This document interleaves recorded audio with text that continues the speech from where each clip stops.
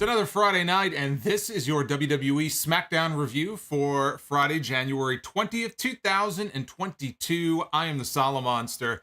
Tonight, we had a contract signing for the Undisputed Championship match at the Royal Rumble with Roman Reigns and Kevin Owens. Another show-long Bloodline storyline, tension between Roman Reigns and Sami Zayn. Typically, the best parts of SmackDown involve Roman Reigns and Sami Zayn.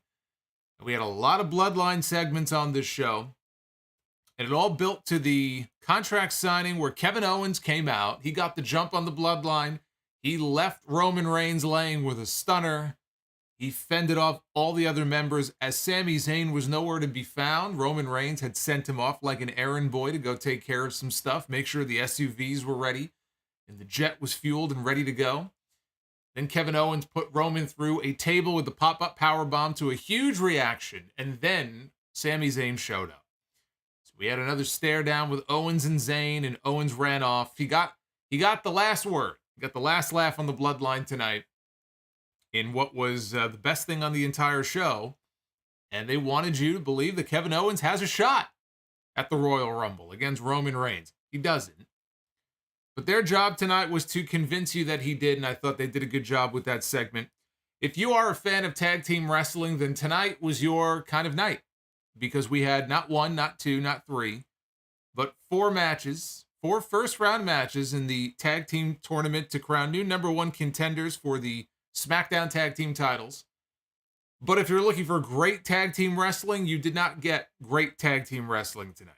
You got some good tag team wrestling. You got two good tag team matches. And then the other two matches, well, they weren't so good. A couple of quick squashes, but the bracket is now set. I will not reveal what it is just yet. The first round is now in the books. We now have two semifinal matches scheduled in this tournament, and I have a feeling I know where this is headed. Bray Wyatt and LA Knight are heading towards the Royal Rumble in a the Mountain Dew pitch black, I gotta get it right, the Mountain Dew pitch black match, which we still don't know too much about, although I do have an update per Fightful on something that was mentioned regarding the pitch black match. I will let you know what that is. But tonight, for the first time in a very long time, we had a brand new, I guess you would say, edition of the Firefly Fun House. Firefly Fun House with Funhouse Bray and all the puppets. This is what LA Knight has done. He has caused Bray Wyatt to go to places that we have not seen him go before. LA Knight continues to do everything he can to sustain my interest in this. LA Knight went out there before his match. He had a squash match. Cut a very good promo. I'm very bullish on his future. All he has to do is get past this match at the Royal Rumble, which I don't expect him to win. We'll talk about the Funhouse. We'll talk about Charlotte Flair and what she was doing on this show. We have a new lineup of legends announced for Raw 30, including two legends who have been removed from the advertising for Monday night, which I'm sure will devastate all of you. So we're going to get into all of that. Hit that subscribe button. If you have not already done so, please go ahead and do that for me. Super chats are open. I will be reading your messages a little bit later on. There is also a new $18 Bane super chat. If you know, you know. And smack that like button. 350 likes is the goal for tonight. We hit at least 350. We will do Be the Booker. We'll take it for a spin a little bit later on in the stream. And I do want to also plug something that went up on the channel this week. This was part of episode 791 of the podcast this past Sunday. And now it is up on the channel for all of you who may have missed it. It's an hour-long segment, so those of you who like more sound-off content, this is right up your alley. The 30 best segments in 30 years of Monday Night Raw. This is my list, my ranked list of the 30 best segments, and so I want you guys to check it out. I want you guys to comment and chime in and let me know what you think of the list and what your list looks like, or what moments you think were left off the list that should have been on there. But that is up on the channel right now, so please go ahead and give that a look. I also want to say thank you to a couple of people here Dr. Dakota Scorpio, who just 15 seconds ago gifted 5 channel memberships to various people on the channel here. So thank you to Dr. Dakota Scorpio. I hope you are having a very good night. Also, thank you to Jamie Dorsch, who just joined before we went live tonight, a little bit earlier on. Joined as our newest channel member, so make yourself cozy and enjoy the show. SmackDown kicked off with the Bloodline arriving in separate cars backstage. Sami Zayn, he was in a great mood. Roman Reigns was not. And so when Sami Zayn put his fist out for a fist bump, Roman just stared at him and he walked off, and Sami had a devastated look on his face, and I thought, uh-oh, that's not a good sign. We started with one of 4 first-round tag team title tournament matches. This one pitting Drew McIntyre and Sheamus against the Viking Raiders. Michael Cole, as he did probably about a month ago now, 3 or 4 weeks ago, when Don West passed away, they had him acknowledge, or maybe he asked permission to do it, and Triple H said sure, but whatever. Michael Cole went on TV, and he acknowledged the passing of Don West and sent condolences to his family, and he did the same tonight for Jay Briscoe. They had actually broken into NXT on Tuesday night to have Vic Joseph make the announcement about Jay, which I thought was very nice of them to do. Michael Cole did the same here tonight on SmackDown. And even in this match, Eric and Ivar were out there, and they had armbands that said "Dem Boys" on them. Obviously, they were very familiar with the Briscoes back to their Ring of Honor days as War Machine. Kevin Owens later in the show had his own Jay Briscoe armband on, and he posted a very personal, very nice, long message on his social media the other day about Jay Briscoe. And before we even get into this match here, actually some positive news, which I want to share with you, and it was just posted a little while ago by PW Insider, so I'm going to read directly from the PW Insider update here. This was posted after SmackDown went off the air by Mike Johnson. We all know the extent of the injuries that were sustained by Jay Briscoe's daughters, just gruesome injuries that no adult should have to go through, let alone 2 children ages 12 and 9. But there is an update on their condition. And this comes from the people who are organizing the fundraising page for Jay Briscoe, which has just completely blown away the original goal, which I believe was $50,000. Last I checked, it was closing in on $230,000. I don't know where it is now, but this is the update on Jay Briscoe's daughters. Last night, Jay's older daughter, Gracie, had a rough night. Lots of tingling and itching in her lower legs and having surgery to repair a dislocated hip. She began occupational therapy today and has regained feeling in her lower extremities. And that's important because they were very worried that she may not regain feeling in her legs below the knee and that perhaps she would never walk again. So that is fantastic news. It says she has started to make movements in her lower extremities using her thigh muscles. She has a long way to go, but this was a major positive step. Gracie was able to get up and sit in a wheelchair today. She is now taking oral pain medications and is no longer on an IV. She is still groggy from all the medications and has been getting a lot of sleep. Briscoe's other daughter, Jaylee, who they refer to as JJ, the 9-year-old, is still dealing with a lot of pain, but was fitted with a back brace today. She was able to get up and sit on the side of her bed, and also spent some time in a wheelchair today, getting out of the bed for a little bit. She still has a tube in place, one that goes up the nose into the stomach, and is still unable to eat or drink. Doctors are hopeful that it can be removed tomorrow to allow her to return to eating normal foods. She remains on an IV as well. She has spent most of the last few days sleeping. Each girl obviously has a long road to recovery, including physical therapy. Mark and Papa Briscoe were able to visit with the girls today at the hospital, along with the girls' brother, Gannon. And so that is a very positive update compared to, the news as it was before. Hopefully that continues. It is going to be a very long, I'm sure, painful, strenuous road to recovery. They suffered very severe injuries in that car accident, but that was a positive update I wanted to share with everybody that literally just went up about 20 minutes ago. So I'm going to talk a lot more about Jay Briscoe. And, I did the other night, but I have a lot more to say. And we'll get into a lot of stuff. Not just about the accident, but his career and other things, and what AEW did the other night, what they did and were not allowed to do.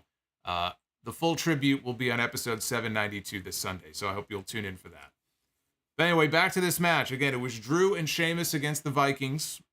Drew and Sheamus went after them right out of the gate, beat them up all over ringside. The Vikings got the advantage on Sheamus, though. Ivar did a running splash against Sheamus into the barricade, heading into the first commercial break. After the break, Sheamus made the tag to McIntyre, and eventually they got him down as well. Drew made a comeback. He got Ivar up on the ropes. He was setting up for a superplex. Eric stopped it.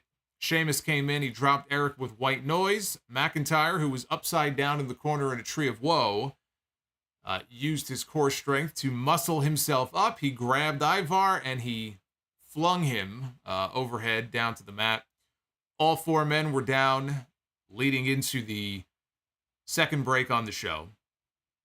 Later on, Sheamus was setting up for the bro kick to Eric when Valhalla jumped up on the apron for the distraction. It worked. Eric took out Sheamus, made the tag. Ivar came off the top with a huge splash. Not quite the tsunami splash of Bronson Reed, but I wouldn't want to be laying there if I saw somebody as big as Ivar coming off the top rope on me. Sheamus, though, kicked out at 2.5.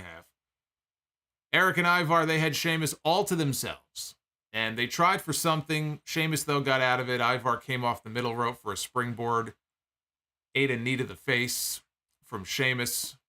McIntyre got into the ring. He mowed down Eric with a Claymore kick. Sheamus, who was still the legal man then, finished off Ivar with a bro kick, got the pin, and that sent the Banger Bros, that is their tag team name, the Banger Bros into the next round to meet either Hit Row or Los Lotharios. We would find out who later on in the show. Good match. One of two good matches in this tournament on this show in the first round, although they had two commercial breaks in this match. That was a long match. I mean, the match went about 17 or 18 minutes, but two commercial breaks, it hurt the match. It hurt the flow of the match, but overall, I thought this was a good match. Backstage, Sami Zayn was very concerned, and he wanted to know if Roman Reigns had a quick second to talk to him. Roman, who had his back, he was sitting down, he had his back turned to Sami, never looked at Sami. He just said, "Sit down." Sami said that he couldn't help but notice the greeting in the parking lot earlier was a little frosty, and he was concerned. He wanted to make sure everything was cool.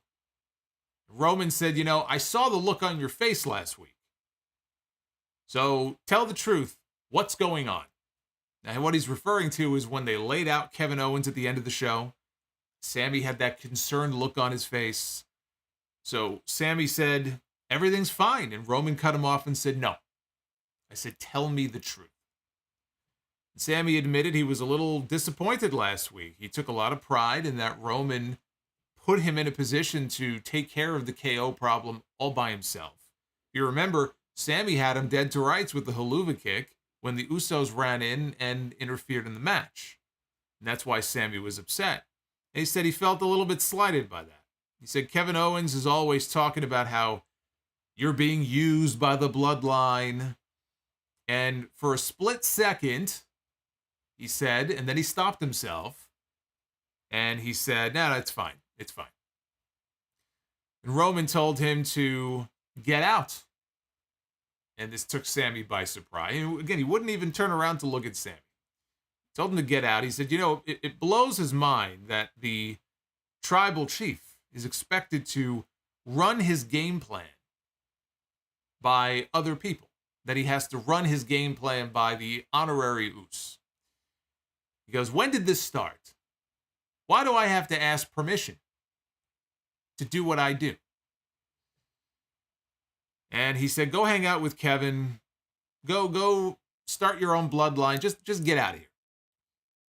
And Roman said, wise men. And Paul Heyman, who is great at being Paul Heyman in these segments, and he, acting so nervous, not knowing when Roman would lose his temper here. Heyman pointed where the door was and politely asked Sami to please leave, which he did. So Sami, very interesting in this promo here, where he made mention, he referenced the fact that Kevin Owens has brought up the point that these people are using you. You need to wake up. A moment of clarity almost there for Sami Zayn in this segment. First time that we've seen him acknowledge that. I like Roman turning it back on Sami. If you'll notice what he did here in this segment, he turned it back on Sami, that Sami was the one using the bloodline. Because he had a line about that in here where he almost made it sound like, maybe you're using us. When we know, you having watched these segments now for the last 6 or 7 months, that it's exactly the opposite. And they've been stringing this guy along and using Sami the entire time. It was interesting for him to kind of turn it back around on him. So some mind games there from Roman Reigns. But I like that we're finally, we're moving on here to the next chapter. We're getting closer to what I think we all know is coming. LA Knight was out next for a match with Ren Jones. I don't know how you spell that, if it's W-R-E-N or if it's R-E-N. They didn't give him a graphic. But Ren Jones, I wanted to give him some play here, because most people are going to talk about this match and say it was LA Knight against the Jobber. It was LA Knight against some random dude. The man's name is Ren Jones. We're going to be hearing about that name, I'm sure, for many years to come. Hell, he'll be in the Hall of Fame one day. Not for this match here tonight. So before the match, LA Knight gets on the mic. And he's going to cut a promo here on Bray Wyatt. He says, can someone help Bray Wyatt figure out what the hell's going on? He said, one week he's not Uncle Howdy. The next week, I am Uncle. He does the voice. He's fucking great when he does the voice. Like, I am Uncle Howdy. He goes, I am him. He goes, huh? What? He says, I can tell you who I am. He goes, LA Knight. And what that means is I'm the guy at the Royal Rumble that's going to make you think maybe I shouldn't have come back. Because while you've been living check to check on past glory, he said, walk on into the LA Knight bank and find out that those checks aren't worth trash. Because whether it's pitch black or broad daylight at the Royal Rumble, I will off your on switch. Just like that. That's not an insult. That's just a fact of life. So as the match started, we got some Wyatt video glitches on the Tron, all the LED boards, which briefly distracted LA Knight, but very quickly he came back. He hit his blunt force trauma finish for the quick win. After the match, we got the old Firefly Fun House introduction with the music and everything. And it was like 2020 all over again. We saw Abby the Witch, and we saw Mercy the Buzzard, and we saw Huskus the Pig, and we saw Ramblin' Rabbit. And there was Bray Wyatt. He had his back turned to us. He was dressed like a handyman. He was fixing the door. He was showing plumber's crack, which thankfully they took the Bray Wyatt moth logo and they placed it right over the crack. Crack kills. That's true. Thankfully, we didn't have to see that. So then he turned around to address all of us. And he said, pardon the dust. It's been a bit of a mess here. It's been a while. It's been a while. Because I can't wait to have fun with my friends here once again. And Ramblin' Rabbit started talking, and Abby the Witch told him to shut the fuck up. I kind of wish Abby the Witch would tell that to Bray Wyatt sometimes. So the Rabbit said that he was nervous about this pitch black match at the Royal Rumble. I guess he doesn't like being in the dark. So Funhouse Bray made fun of his parent, LA Knight's parents, naming him Los Angeles Knight. And then Bray told the Rabbit that it's actually normal for him to be afraid of the dark. They played this really sappy music in the background. I don't know what they do today on these modern sitcoms, most of which suck. But if you grew up a child of the 80s or a child of the 90s, a lot of those old sitcoms, there would come a point in the episode, especially if you had, parents with like a family-based sitcom, where the father would have a conversation with the child. And they would play this really sappy music in the background. It was like the moral of the episode, right? That's the kind of music they played here because Bray Wyatt was about to teach Ramblin' Rabbit a very important lesson here on the Firefly Funhouse. And he said it's normal for you to be afraid of the dark because in the dark, that's where things like to hide under your bed. And that's where things come out at night while you're sleeping, things that want to eat you. By the way, this is not good advice to give a child who is afraid of the dark. Bray Wyatt, well, I wouldn't want to be Bray's kid.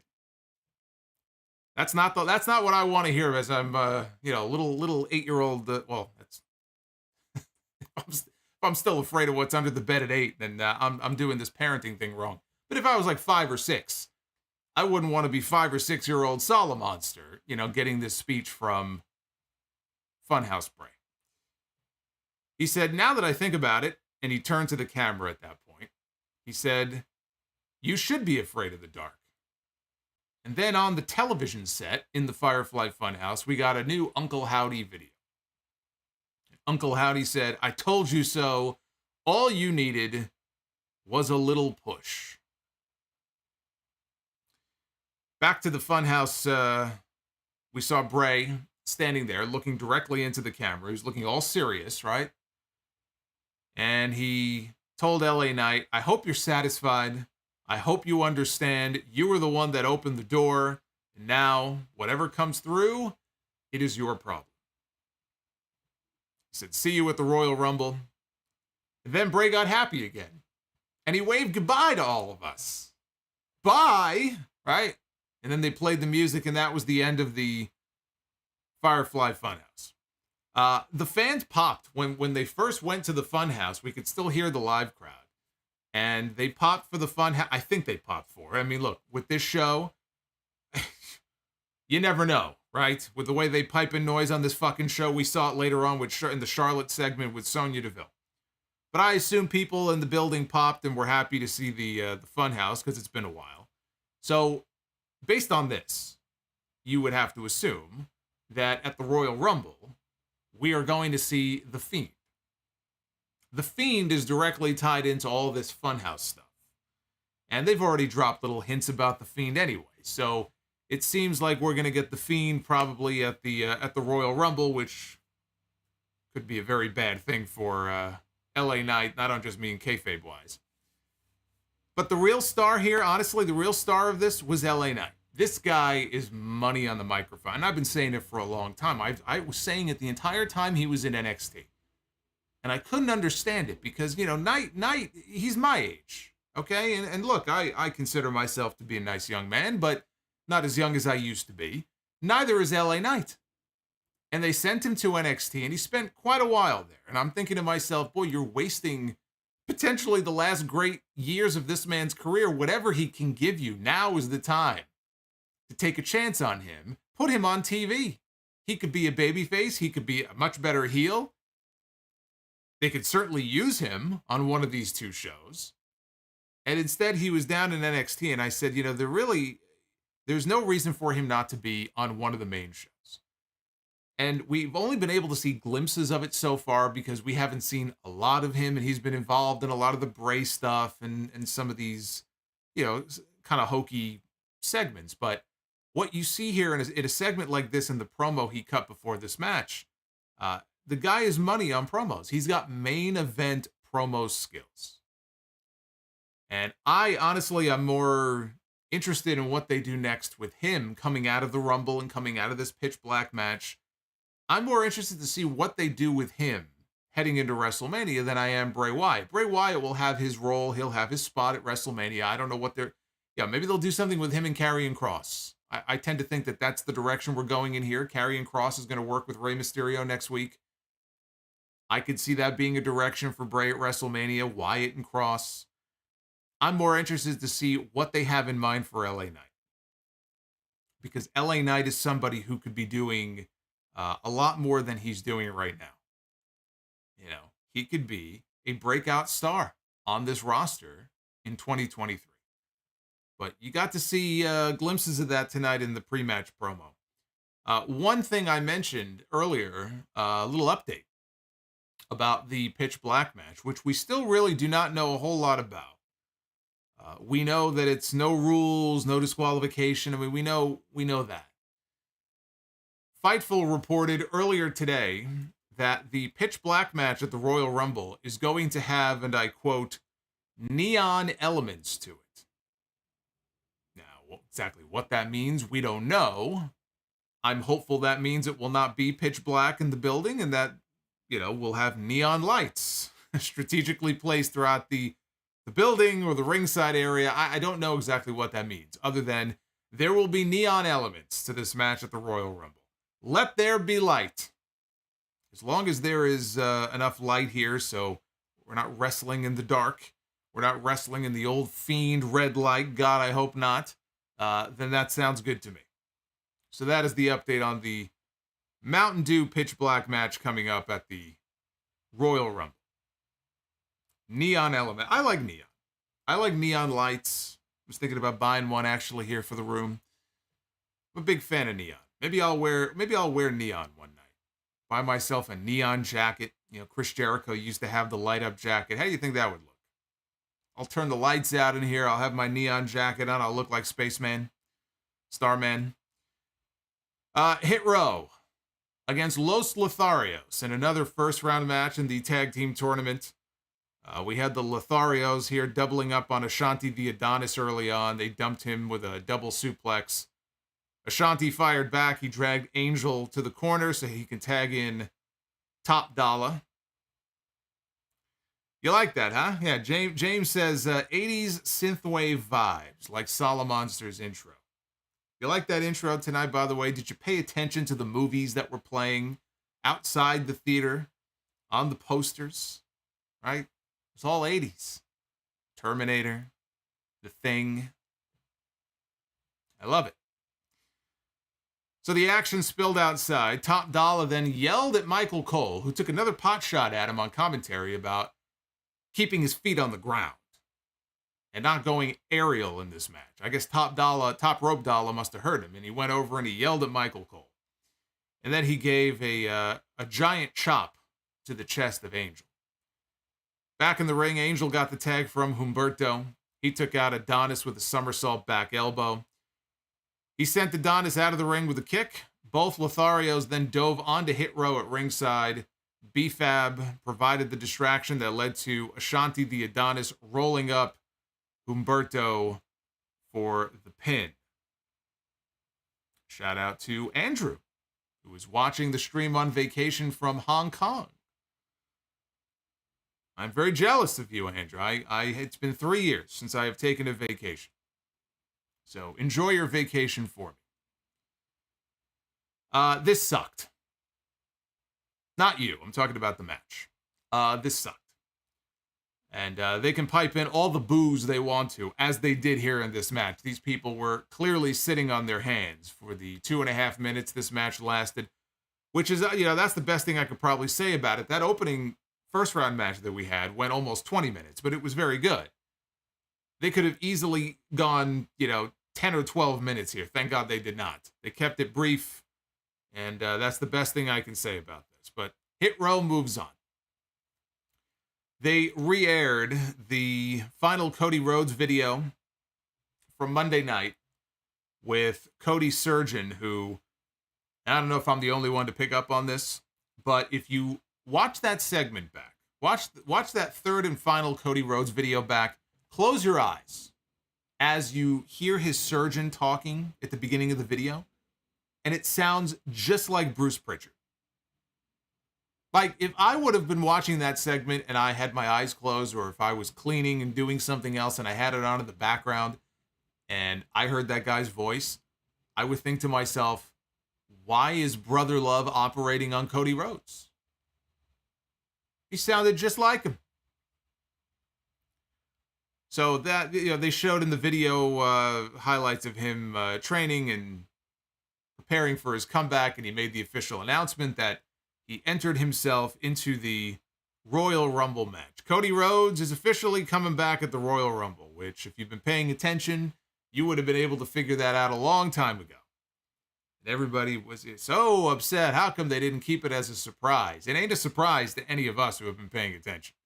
It would not have been much of a surprise. It's been pretty clear he was going to be back for the Royal Rumble for several months now. The SmackDown Women's Champion, Charlotte Flair, was out next. Out to the ring for a promo, dressed in a 1992 Ric Flair Royal Rumble-esque robe. I loved it. As soon as I saw the robe, I said, I know that robe. I'm sure it's not the robe, but I know that robe. I know that robe quite well, in fact. Yesterday was the 31-year anniversary of the greatest Royal Rumble match of all time. There's the Bane super chat. What are you doing today, Batman?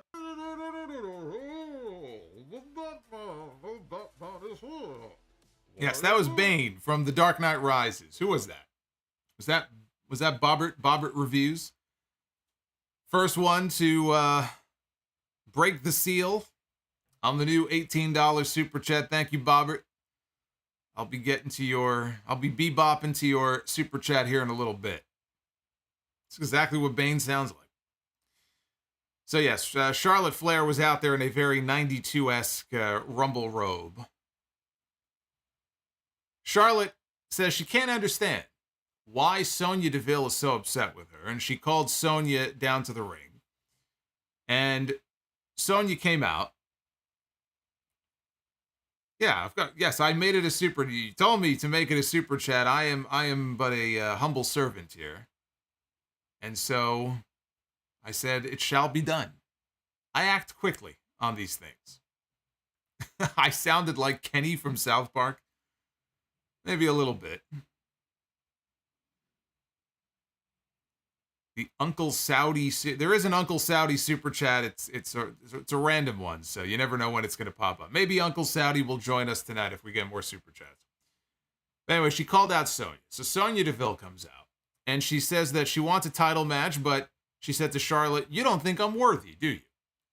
And she said, "Every time that I walk through that curtain, I'm a star." And she says, "When I speak, we being the fans, all shut our mouths and listen." Last week, it took 6 people to pull her off of Charlotte in their little backstage brawl. And she says to Charlotte, "Are you just so entitled that you don't see it? That you don't see that I deserve a championship match?" Charlotte offered to fight her right here in Detroit. And so, predictably, like most of the heels on this show, when they are presented with an opportunity to get exactly what they want, to get... With a tear in my eye! Speak of the devil, there it is. 1992. Ric Flair Royal Rumble Super Chat from Uthman. So, predictably, she said, "No, I'm not going to do it." But she said, I'm not going to do it because there's nothing in it for me. Unless you put your title on the line and you make it a championship match. So Adam Pearce came out to put a stop to all this. And as Charlotte turned to look at Adam Pearce in the aisle and she was distracted, Sonya Deville decided to take a cheap shot, knock down Charlotte with a punch, and she left the ring. And that was it. That was the segment. This was lame, lame, lame. Very lame. Are we supposed to be excited? Is the point of this that we are dying to see Charlotte Flair get her hands again on Sonya Deville? Because if that's the point here, then they're failing miserably. I don't see how we're supposed to get excited about seeing this match again at all. Now, I will say that Sonya does a good job when she goes out there of getting heat, if the heat is genuine. Because again, it's just, there are times on this show where it is patently obvious that they're just piping shit in. And I find it to be distracting. I would like to know whether or not this woman is actually getting real heat or not. I don't want to have to sit here wondering, wait, is that real or is that my imagination? But it seems like when she goes out there, she gets, pretty decent heat. But why would anybody be excited to see this again? The women's division on SmackDown, it is painfully obvious right now. It is just incredibly boring. and putting the SmackDown Women's Champion. Now, Ronda Rousey was doing a terrible job.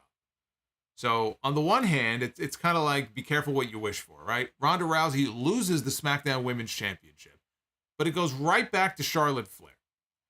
There is nothing about the way she talks, about the way she acts, about the way she carries herself that is any different than the last time we saw her on TV. Nothing. But now she's supposed to be a babyface. The problem is she is not a babyface. She's not. And she shouldn't be. So she's been back now for a few weeks, and it has done nothing to make the SmackDown Women's segments or the SmackDown Women's division on the show, the championship, the main program, whatever that may be. It has not done anything to make that any more interesting than it was before when Ronda Rousey was the champion. Not that I'm begging for Ronda Rousey to get the belt back. I'm just saying we're no better off now than we were a month ago. So these segments are some of the segments that I have grown to look forward to the least on this show every Friday night. That's a problem. They have to do something to address that. They have to get her into a program with somebody and get something going here that can try to get me interested in wanting to see this championship heading into WrestleMania. What is going to be the SmackDown Women's Championship program? I've said that they could do something with Raquel and Charlotte. Maybe they will. Maybe there'll be a new face that pops up on this show. But they're going to have to do something. Because right now, what they're doing here, this is just not interesting. We go backstage to the Bloodline locker room. Paul Heyman told Roman Reigns, I never liked Shmooly, but as the special counsel, he says, maybe tonight, since we're about to go out there and sign this contract for this match with Kevin Owens at the Royal Rumble, maybe it's better to have him being Sami, in the castle, pissing out, than outside the castle, pissing in. And Roman Reigns was sitting there and reflecting on what Paul Heyman just said. See, this is why they call him the wise man. This is why. We got another Lacey Evans in-ring training vignette. She was beating up a bunch of women. They are now calling this Operation Cobra Clutch. I'm calling it Operation Change the Channel. We got another tag team tournament match with the Brawling Brutes against Imperium. This was the other really good tag team match on this show. And Michael Cole, before the match started, when the Brawling Brutes made their entrance, because I was thinking after Drew and Sheamus won earlier tonight, and I saw the bracket, which I'm going to show you the completed, well, not the completed, but the updated bracket in a little bit. But when I saw the bracket, I said, okay, maybe we're going to get Drew and Sheamus against Butch and Ridge Holland in the finals. That seems like the likely outcome here. And then Michael Cole on commentary said, you know, if the Brawling Brutes win here, we could very well end up with Drew McIntyre and Sheamus against the Brawling Brutes. And I said, well, that's not happening. So, way to go there, spoiling that. After a break, Ridge Holland got the hot tag from Butch, who was really good in this match. I know I'm not breaking new ground here by telling you that Pete Dunne is a really good pro wrestler, but I feel it needs to be said every now and then that Pete Dunne is really good. And he was really good in this match. So Ridge Holland caught Kaiser with a running power slam. Butch hit a moonsault off the apron onto Giovanni Vinci. Vinci then threw Ridge Holland into the ring steps. Inside, Butch got the ankle lock on Kaiser, switched over to an armbar. Kaiser dragged Butch to his side of the ring. Vinci got the tag, hit a moonsault for a near fall. Butch knocked Vinci off the apron, and Kaiser took advantage and kicked Butch in the back of the head. As Butch, like he was knocked out, as he fell forward, very slowly fell forward off the apron, Vinci caught him in a vertical suplex position and held him there for a couple of seconds. Then he dropped him straight down with a brainbuster on the floor. Back inside, Imperium hit their Imperium bomb finish on Ridge Holland and pinned him. So Imperium moving on to the semifinals of this tournament. Like the opener, a very good match. And there's your final match. Drew McIntyre and Sheamus against Imperium. And really, you can't go wrong with either one of those teams. Pretty clear to me, though, that's the finish to this tournament that we are headed towards. In the back, sad Sami Zayn was sitting on top of one of the equipment cases sulking when Paul Heyman walked up to him. And Paul Heyman told him that his tribal chief would like to see him now. And Sami took a deep breath as they faded to the break. We got a long promo video, actually really cool, with a lot of classic highlights from Monday Night Raw over the years. This was to preview Raw 30, which is coming up on Monday night, 30th anniversary episode of Monday Night Raw. These are the legends that they are now advertising for the show on Monday. Hulk Hogan has been added to the show. We haven't seen Hulk Hogan on WWE television since WrestleMania 37, when Hogan was out there with his good buddy Titus O'Neil. So Hulk Hogan will be on television, as well as Ric Flair, The Undertaker, Triple H, Shawn Michaels, Kurt Angle, Diamond Dallas Page, Road Dogg, X-Pac, The Godfather, who I think just got a hip replacement or a knee replacement or something, Ted DiBiase and IRS, Jerry Lawler, Jimmy Hart, Teddy Long, and Alundra Blaze. Those were the legends that were listed here in this graphic.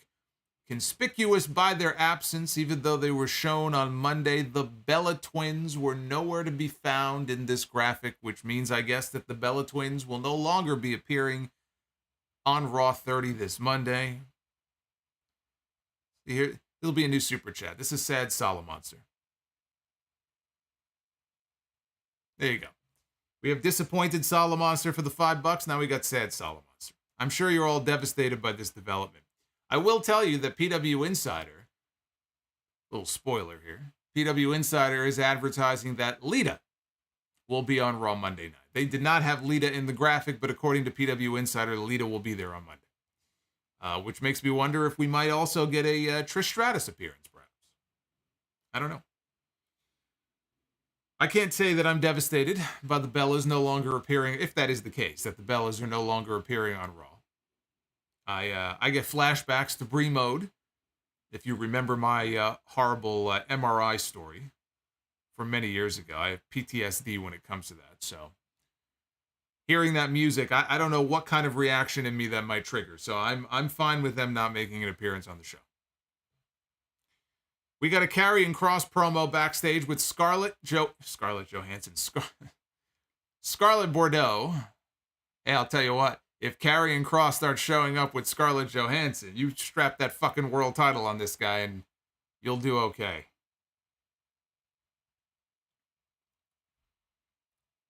It'll be hard not to get over with Scarlett Johansson in your corner.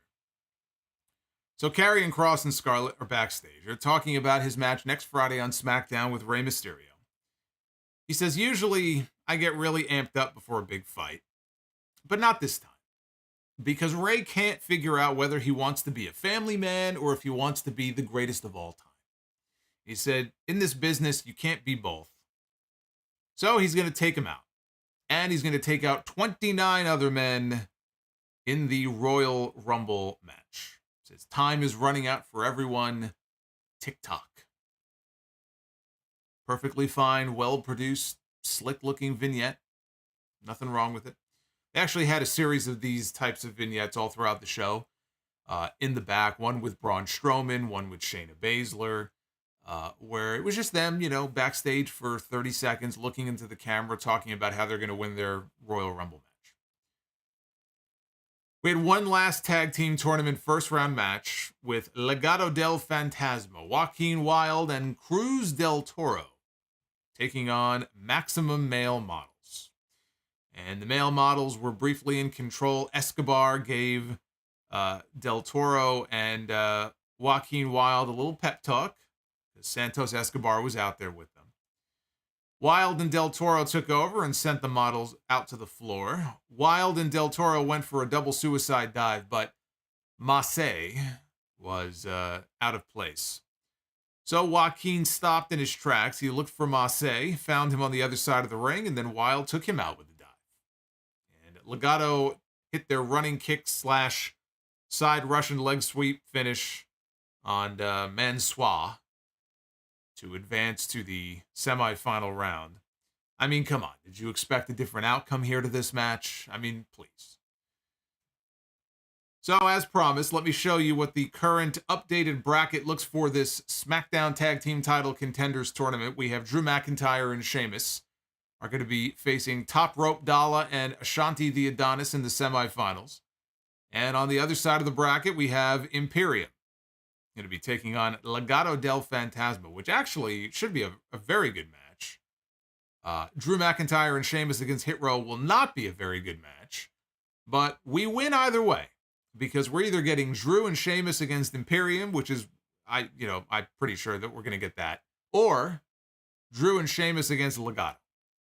So at least we know that the finals of this tournament is going to be a pretty kick-ass match. Although they did not say when that would be. So I assume the 2 semis will be next Friday. I would assume. And then the finals would be, I don't think at the Rumble. I would think on SmackDown the following week, probably in 2 weeks. So that's probably what we're looking at here. You know, Marquise, I have been saying that for weeks, and I'm glad you brought that up because I haven't seen anybody else mention it, although I can't say that I've been watching everybody. But I've been saying for weeks, I think Top Dollar, he moves around like fucking Andre the Giant, the year before he died. I mean, am I the only one who sees this? He lost a whole bunch of weight too, so it's kind of weird to me that he has slimmed down a little bit. He lost a whole bunch of weight, 100 pounds, something like that. But he moves around like he's, crippled up, like he's got severe knee problems. So I don't know what's going on there. But no, you are not the only one to notice that. When we see Top Rope Dalla out there, it is kind of painful, actually, to watch him move around in the ring. So backstage, Sami Zayn came into the Bloodline locker room for one last meeting here with Roman Reigns. He moves gingerly. That's a very polite way of saying he moves around like Andre the Giant a year before he fucking died. Yes, he moves around gingerly.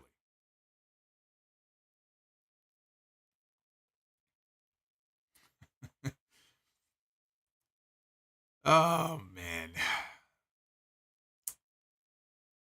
Top Rope Dalla. So Roman tells Sami to take a seat. He says, it's no secret. I've got a temper. Apparently, I wasn't hearing you. I wasn't listening to you. He goes, you just wanted communication. You wanted to be part of the team. You're a perfectionist, like me. You don't get to become the GOAT without getting all the little details right. I mean, that's why this thing works, right? And Sami agreed with him, said that it means the world to hear him say that. Roman says that sometimes he just expects the same amount of love and respect and loyalty that he gives out to others. And Sami told him, don't say that. He goes, we love you. This thing doesn't work without you. You're the tribal chief. This ship doesn't work without you. And he goes, I will. This is Sami now. I will always put bloodline business ahead of anything else. I will always do what is best for the bloodline. Anytime, anything, whatever you want me to do, you just tell me and I'll do it. And Roman told Sami, I need you to go find the Usos.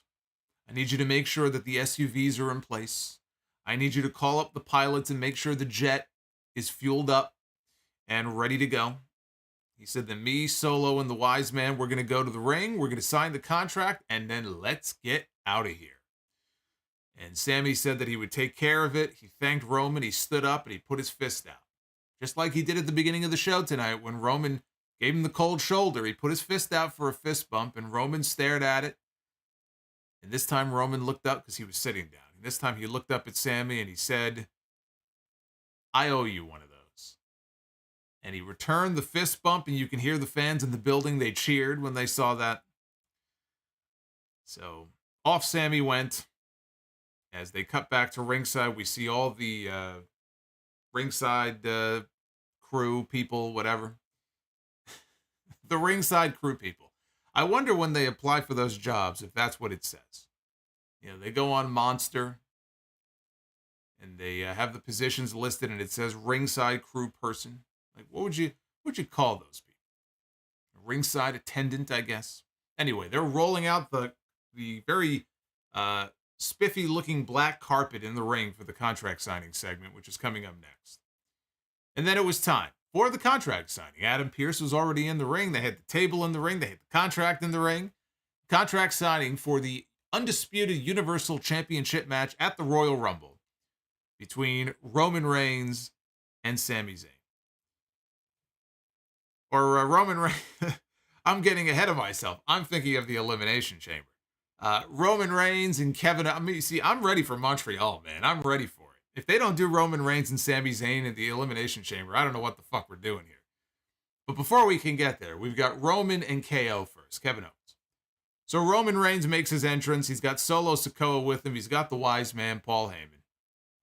And Roman sits down and he kicks his feet up on the table. He's waiting for KO when all of a sudden Kevin Owens, a wild Kevin Owens, appears from out of nowhere with his Jay Briscoe armband on. And he pulls Sikoa out of the ring. He gets into the ring. He gives Roman Reigns a stunner. The Usos show up. Owens super kicked both of them. Made them look like clowns. Right on cue, we have Bully the Clown. It's almost like he heard me. And he decided to pop up on screen. It's very eerie. Bobbert. Thank you for the $30, man. Again, I'm going to be reading your super chats here in a little bit, so get them on in. We're almost done here. So as I said, the Usos showed up, and Owens super kicked both of them. He tossed Jimmy into the crowd. He tossed Jay into the ring steps. Owens got back in the ring, and he picked up Roman Reigns, and he sent him into the ropes, and he caught him with a pop-up powerbomb, and he put him through the table with the pop-up powerbomb to a huge reaction. The people loved this. This was great. This was great. This was Kevin Owens getting one over on Roman Reigns and the Bloodline for a change. Paul Heyman, in the meantime, he was in the corner. He was wailing. He was in the corner. He was screaming. He had both championships. He had the contract in his hand, and he was cowering in the corner as Kevin Owens slowly turned to look at Heyman. Heyman at one point said, "I'm a father. Don't please, I'm a father." Owens ripped the contract out of Heyman's hand, and he signed it. Finally, Sami Zayn appears. And Sami Zayn is on the apron looking at KO. He looks furious. Owens tossed the contract at Sami. He left through the crowd. Owens then, from the crowd, looks back at the ring, staring at Sami. Sami is looking up at Owens in the crowd as they went off the air. So Sami Zayn got sent away like a little errand boy. And he was not there to protect the tribal chief and to save the tribal chief. But he was the last one to show up, which probably doesn't bode well for him. Unless,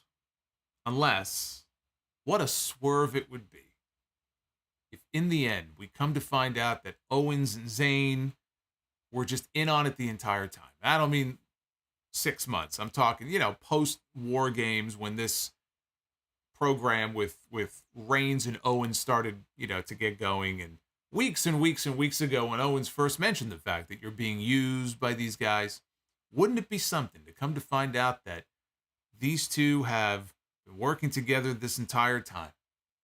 Now, it wouldn't make much sense. We just saw them have a match on TV last week, Owens against Zayn, and they absolutely need to do the dramatic breakup with Sami and the Bloodline on TV. I mean, this has been building for months. You can't deprive us of what could end up being one of the best television segments this company has ever done. So we have to get that in the end. I don't think that's what's going on here. I'm just saying, wouldn't that be wild? So another SmackDown where the Bloodline story is what carried it. We got a couple of good tag team matches and a bunch of shorter matches, including the LA Knight one, which was more to set up the whole Firefly Fun House return. Now, I would say a solid effort overall, not a great show. I mean, look, I put the poll up. We're going to go to the poll here in a second. And I had already seen comments, great show, great show, great show. If you thought it was a great show, that's fantastic. I'm glad you enjoyed it. I didn't hate the show. I like the show, but this was not a great show. This was not overall a great show. The Bloodline stuff is great. There was really nothing else about the show that was great, but I thought it was solid. And as I keep saying, I keep thinking about what this show is going to look like 6 weeks from now, 8 weeks from now, post WrestleMania, when the Sami Zayn story has run its course. There might still be a Bloodline, but it's not the same. It's not what it was.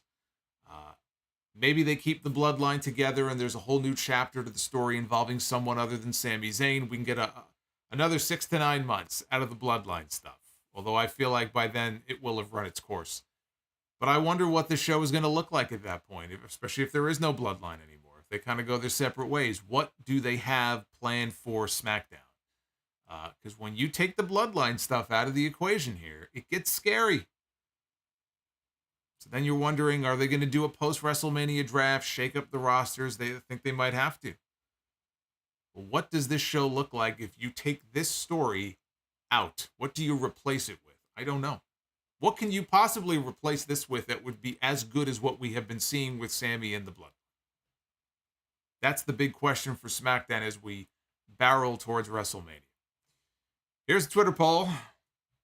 65% of you have given this show tonight a thumbs up.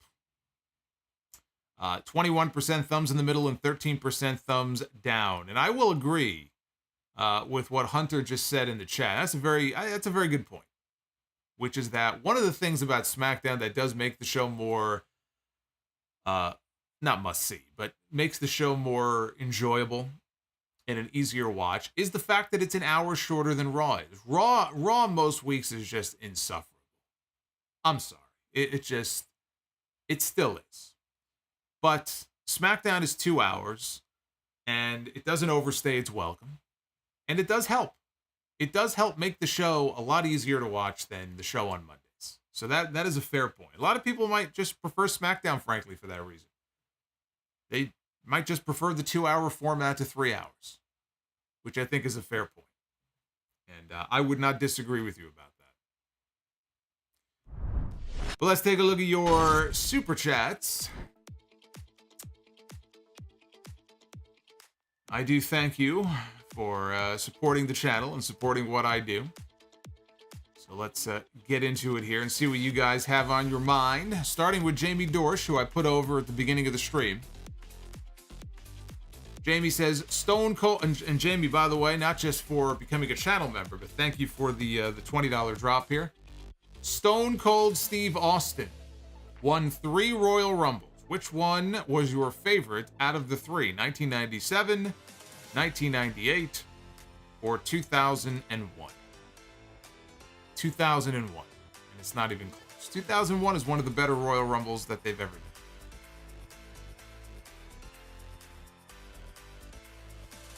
Nick says Kevin Patrick is also hurting Raw. He is so bad.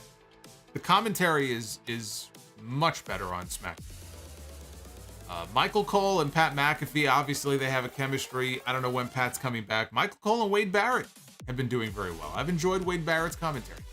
If they bring back Pat McAfee, I'm not sure what happens to Wade Barrett. But the SmackDown commentary is infinitely better than the Raw commentary.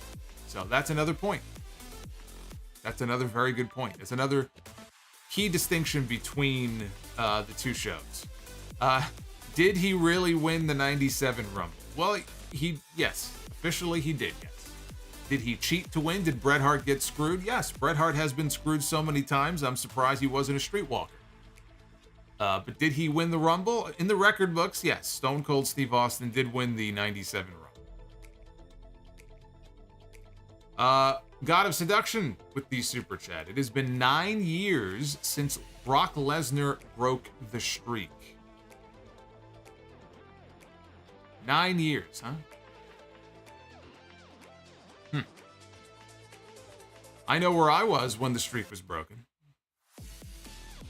Queen Fire Panda, thank you for the 10 spot. Hey, Kurt O'Mac just dropped a $9.99 Baby Russo on a pole. There he is, everybody.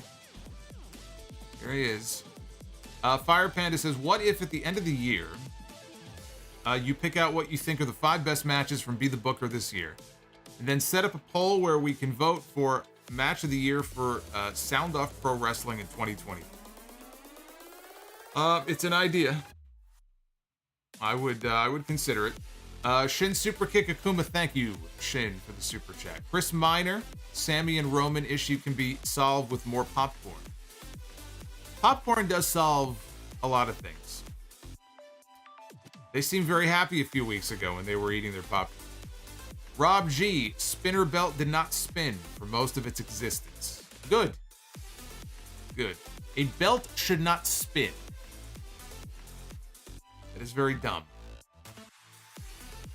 Thomas, thank you for the $2. I'm sure there will be something. I would be very surprised if there wasn't. Bobby's World 2110, who also gifted a membership to somebody earlier on. Thank you, Bobby. Homesick with the flu, but had to stop in and drop some love as always, trying very hard to look forward to the Rumble despite Vince being Vince. Yeah, I heard that there were office cuts going on today at Titan Tower, so it's funny to me. We didn't hear anything about firings and people being let go and office cuts in the last 6 months. Vince is back in the office, and now we're hearing about office cuts. That's quite the coincidence. But anyway, so Bobby, look, it sucks that you have the flu. I'm sorry to hear that, but get some chicken soup. Chicken soup will always help. And get well soon. That sucks. So hopefully you will be on the mend soon enough. Mordecai McNasty, any chance the lights out match is cinematic? I don't think so. I don't think that people would be happy if they want, you know, a traditional Bray Wyatt end, because really Bray is all about the entrance. We haven't seen one single fucking Bray Wyatt match on television. He's been back for how many months now? Bray Wyatt right now is just an entrance. That's it. So you have to at least give people the entrance. I don't think that they would be very happy about, you know, there being a Bray Wyatt match and then finding out that it's all pre-recorded and there's nothing live happening in the building. So no, I don't think it'll be cinematic, but I can't say that for sure because they haven't told us. Shawnee with the $4.99 super chat. Buy, rent, sell. The legs of Sid, Kevin Nash, and Vince circa 2005. You could probably throw me on that list too with my little accident 5 years ago. I don't want to be any of those guys. It was bad enough going through what I went through, which was not nearly as bad as what they went through, but I don't want to be any of them. Brumakian Productions. Here's how I would do a draft. All women on Raw and all tag teams on SmackDown. Mid-card and world titles would stay or switch brands. What do you think? No. I mean, they're never going to do it. They're never going to do it. You're not going to have all the women on one show and no women on the other show. They're not going to do that. It's not realistic. Mid-card and world titles would stay or switch brand. I mean, yeah, I mean, that's the way it's going to work anyway. I mean, we'll see. There's no guarantee Triple H will do a draft. The belief was that there would be a draft post-WrestleMania. Post-WrestleMania, if Triple H is going to do a draft, that is the time to do a draft. You don't do a draft in October. You don't do a draft in November. You do it in April. You do it in May. You do it sometime coming out of WrestleMania. I don't know, you know, why it ever got to this point that they were doing them in October, other than they wanted it as a gimmick for the whole season premiere, right? Because all these shows have their season premieres in the fall. But it's a terrible time before Survivor Series when it was always Raw versus SmackDown. It was always a terrible time to do a draft. Now that Survivor Series is no longer Raw versus SmackDown, now it's War Games, you know, it's not as much of an issue. But I still say post-WrestleMania would be the best time to do a draft. So Shawnee has a $4.99 super chat here. Is there a match in a rivalry that you consider to be underrated or overlooked that you consider to be the best of the rivalry? Mine is Punk and Cena, Night of Champions in 2012. A match in a program that was considered to be underrated or overlooked. I mean, Now I got to think about programs. I don't know. That might be better as an email question, because I need to think about all the different programs that I've seen over the year. I mean, there's none top of mind that I can give you. You know, if we look at John Cena and all the people that John Cena has feuded with, Cena and Edge, Cena. You know what? I'll give you a John Cena example. John Cena and Randy Orton. You know my thoughts on all the matches that John Cena and Randy Orton had over the years. They had a lot of matches together. They had a lot of pay-per-view matches together. One match that I don't think gets enough love is their Iron Man match from Bragging Rights, I believe it was, in 2009.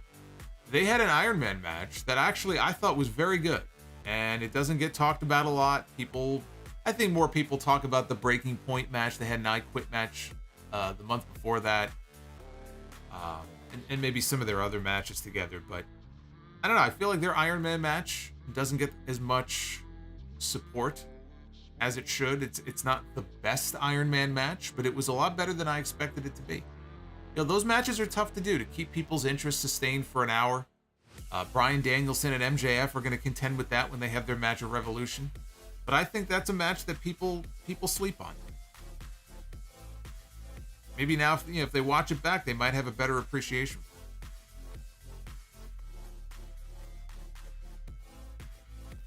Shawnee also says, favorite Friday the 13th. Mine is The Final Chapter. Also, Buy, Rent, Sell. Jason Goes to Hell. Jason X. And Jason Takes Manhattan.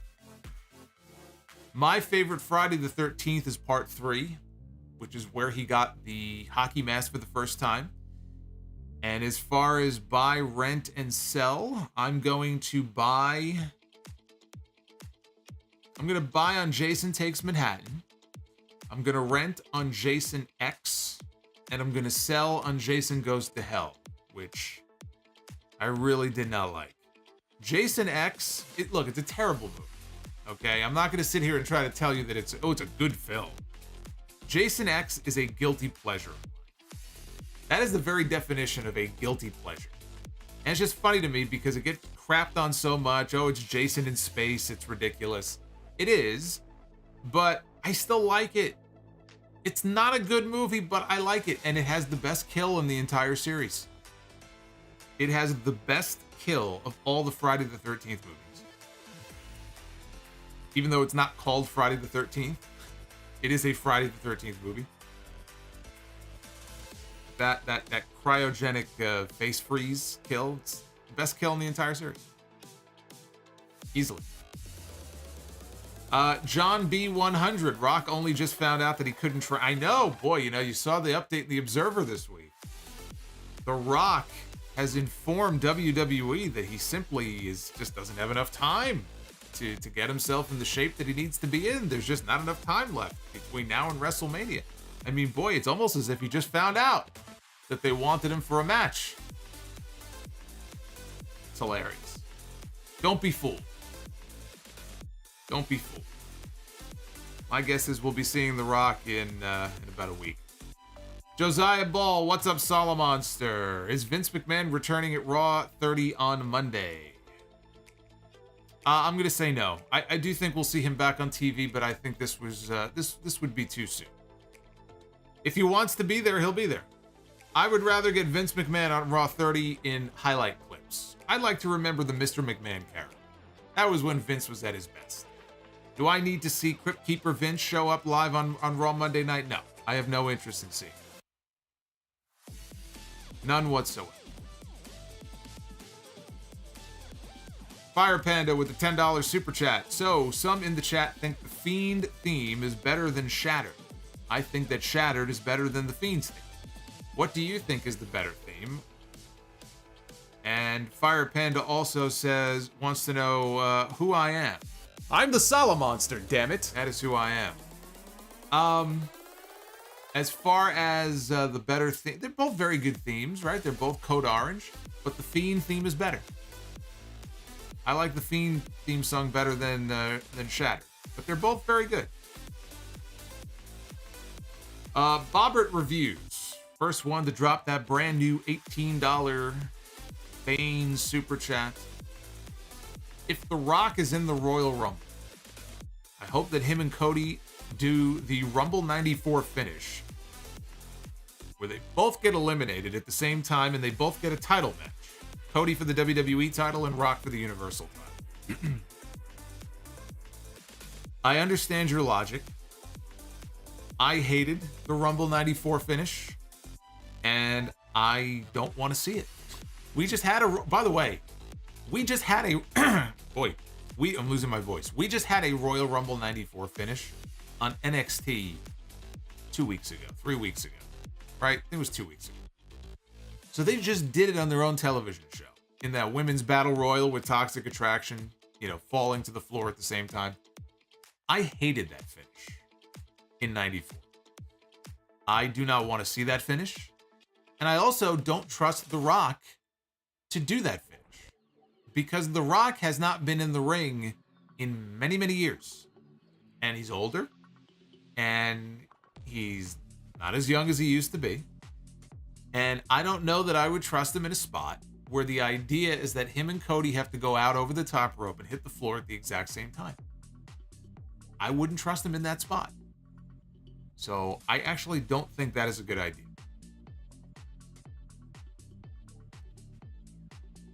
Uffman Entertainment. See, Big Show agrees with me. Happy anniversary to the Greatest Royal Rumble. Greatest Royal Rumble? One that Braun Strowman won with the ugly green belt?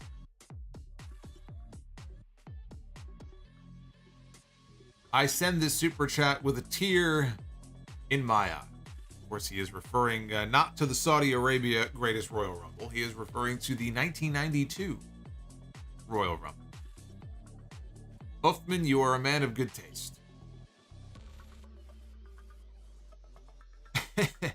EJ says The Rock would tear all 3 ligaments in his knee and his Achilles if he tried to do that. I mean, think about it. Would you trust The Rock in a spot like that where you have to time it just right? Right? Even Cody. Cody just is coming back from a very serious injury. But again, it's a spot that requires pinpoint precision. And I would not trust The Rock at this point in a spot like that. Look, they did a spot with The Rock at the Royal Rumble when he was over 20 years younger, where he wasn't supposed to, his feet were not supposed to hit the floor of Madison Square Garden, and they did. And he won the Rumble anyway, but he clearly touched the floor. His feet touched the floor. But, Big Show got robbed. You talking about Bret Hart getting robbed in 97? Big Show got robbed in 2000. It was so obvious they had to turn it into an angle on TV, and Big Show showed up on TV trying to talk to the McMahon-Helmsley faction. I've got footage of what happened at the Rumble. He wanted to get into the WrestleMania main event, which ultimately he did. Groovy Goose with the $1.99. Did I ever go to WWF New York in Times Square? Not only did I go to WWF New York, I have a WWF New York mug. I feel like I'm one of the only people who has a WWF New York mug. Yes, I went to the restaurant many times. I probably went there, I don't know, maybe 3 or 4 times. I went there once. They were taping Sunday Night Heat. They had a couple of people who at the time they had brought in to host Heat. A couple of soap opera stars. I don't fucking remember who they were. A couple of soap opera people who were co-hosting the show. I got on TV briefly. I don't remember what episode it was. It was sometime in 2000. I don't remember what episode it was. And then I went there a couple of other times. It was fun because you would walk in, and on that first level, when you walk in right off the street, you hear they're playing, wrestler theme music, and you walk into this giant merch store. So they have all of like the WWF shop merchandise. And then there were some steps, and you go down to the lower level. That's where the restaurant was. But they also had a stage, so they could have concerts there. But then the restaurant was there. And the one thing I remember about the restaurant, the food was good. Their burger was very good. I thought they had a very good burger there. So I was very sad when it went out of business. I enjoyed going there. You know, as a wrestling fan, you go to a gimmick wrestling restaurant, I thought it was fun. But, you know, real estate in the middle of Times Square, unless that restaurant is making money hand over fist, you're going to lose your ass on that. So it's not surprising to me that it went out of business so quickly. Slipper House, extra, extra, with the $4.99. Oh, there's the Chris Jericho. That's the face I made before. See? I don't think there's any actual direction for Bray Wyatt's character. This shit is pandering. LA Knight is the real star of the feud. LA Knight is the star of the feud. I wouldn't go in so hard on Bray. But LA Knight is the one who I see, you know, bigger things for him. Hey, Nemo Buddha just subscribed to the channel. Welcome, Nemo. Finding Nemo. We found him here on the Sound Up channel.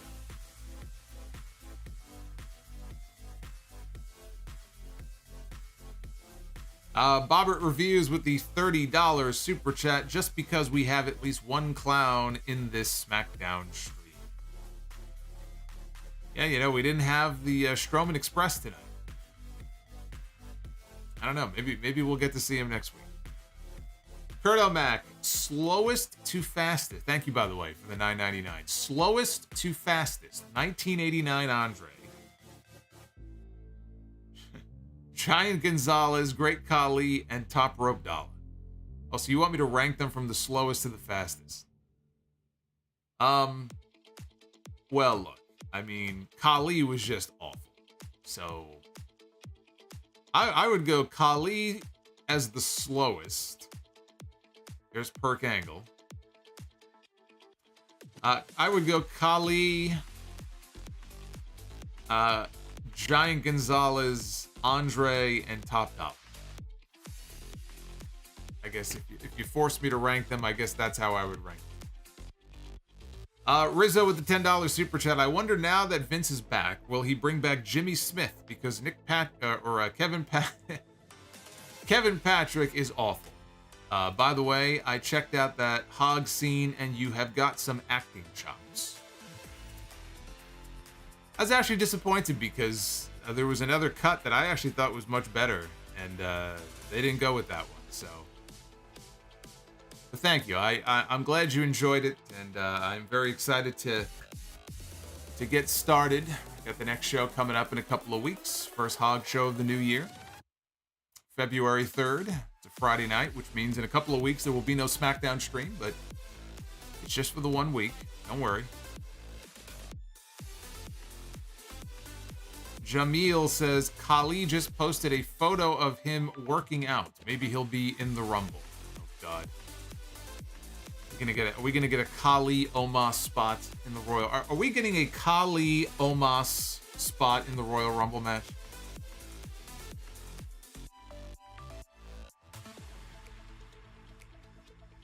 Lakers Pats, 92 Rumble or 01 Rumble. Also, Ted Turner buys WWE, LOL. 92 Rumble. I mean, how is that even a question? 92 Rumble. Rizzo, Ryback took a shot at Kross, and for a guy that preaches positivity, that guy sure doesn't put a lot of positivity out to the universe. It's funny how that works, isn't it? It's the ones who are always preaching that, man, more people need to be positive, you know?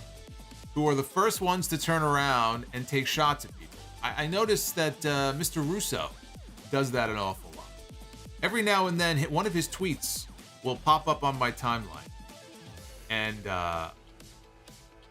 it'll say something to the effect of, you know, turn the other cheek, or you know, can't we all just be nicer to each other? It'll be some kind of like positive message that he's trying to, you know, preach. But then there'll be another message at some point, you know, going after somebody or making fun of somebody. I mean, it's just, you know, fucking con men and shysters and just fucking bullshit artists all over this platform. Ryback is no different. Nitty Gritty with the $4.99. If and when WWE gets sold, what changes and what stays the same? P.S. Anybody ever tell you that you look like a clean-shaven Bryan Danielson?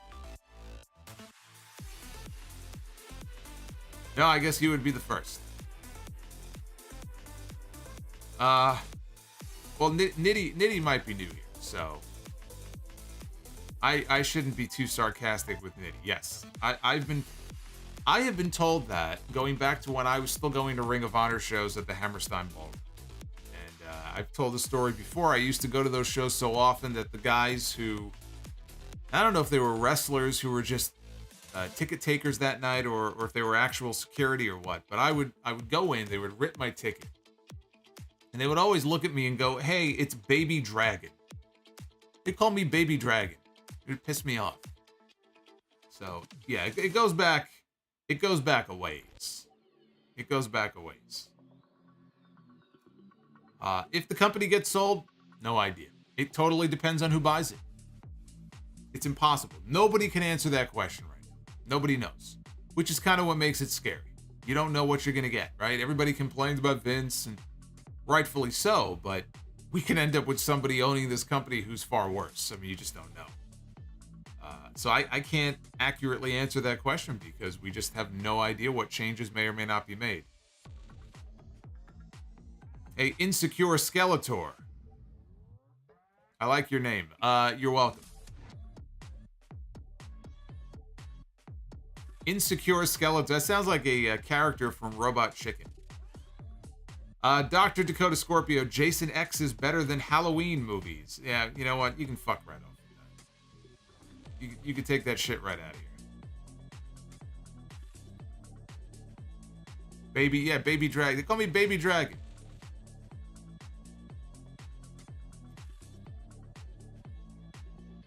Believe that shit? Mikayu Kramer with the $2 super chat. This Solomonster dude knows his wrestling stuff. He's not bad. He's not bad. He's all right. I think he's acceptable. EJ Slam. Jason promoting Jason Takes Manhattan on Arsenio Hall is one of the best things ever. And tomorrow is the anniversary of my second favorite Rumble, 2001. Yeah, Jason on the Arsenio Hall show is perfect because he just sat there. He doesn't talk, right? So he just sat there and he stared, and Arsenio would ask questions and he got no response, and that was the whole interview. Keyshawn Johnson with the $4.99. When watching Muta against Nakamura, I got emotional during Nakamura's entrance. Has an entrance or a wrestling moment made you emotional? Yeah, absolutely. I mean, there have been wrestling retirement speeches that have been pretty emotional. There have been comebacks, wrestling comebacks that have been emotional. Look, when Edge announced his retirement in 2011, that was an emotional thing. When Bryan had his speech on Raw in 2016, which is one of the greatest speeches ever given on a wrestling show, ever. That was an emotional moment. Obviously, there have been tribute shows to wrestlers that have passed away that have been obviously very emotional. I still remember on the Eddie Guerrero tribute show when they played that video and they had Johnny Cash's Hurt. I mean, you know, how do you not start crying when you hear that? But if I had to pick kind of a happy wrestling moment, and I've talked about this before, WrestleMania 7. After the Macho Man loses to the Ultimate Warrior, it's a career-ending match. Sherry turns against the Macho Man. Elizabeth is sitting in the crowd. She can take no more of this. She hops the barricade, and by this point, she hadn't been together with Savage on TV in 2 years, probably two and a half years. She hops over the barricade, charges down to the ring, grabs Sherry, throws her down, reunites with the Macho Man. That's a story. You know, you talk about stories in wrestling, that's a fucking story. And it was just a great moment. It's a great moment. Dr. Dakota Scorpio just gifted another channel membership, and the lucky recipient was our boy, EJ Slim. See, that was his penance to pay for the super chat that he just sent. Apology accepted. Juan Ocampo going to send you weekly buy or sell for themes. There it is. EJ got the Ultimate Warrior animation. That means it's official. He is a channel member. Uffman Entertainment, the steak and ribs at WWF New York was the bomb. True story, me and my ex were there every first Saturday of the month to see or buy new merch. I never tried the steak or the ribs. I can only speak to the burger, and I think I may have had a grilled chicken sandwich there, and I thought the food was perfectly fine. I mean, it's not like Wolfgang Puck was making the meals or anything like that, but it was perfectly fine.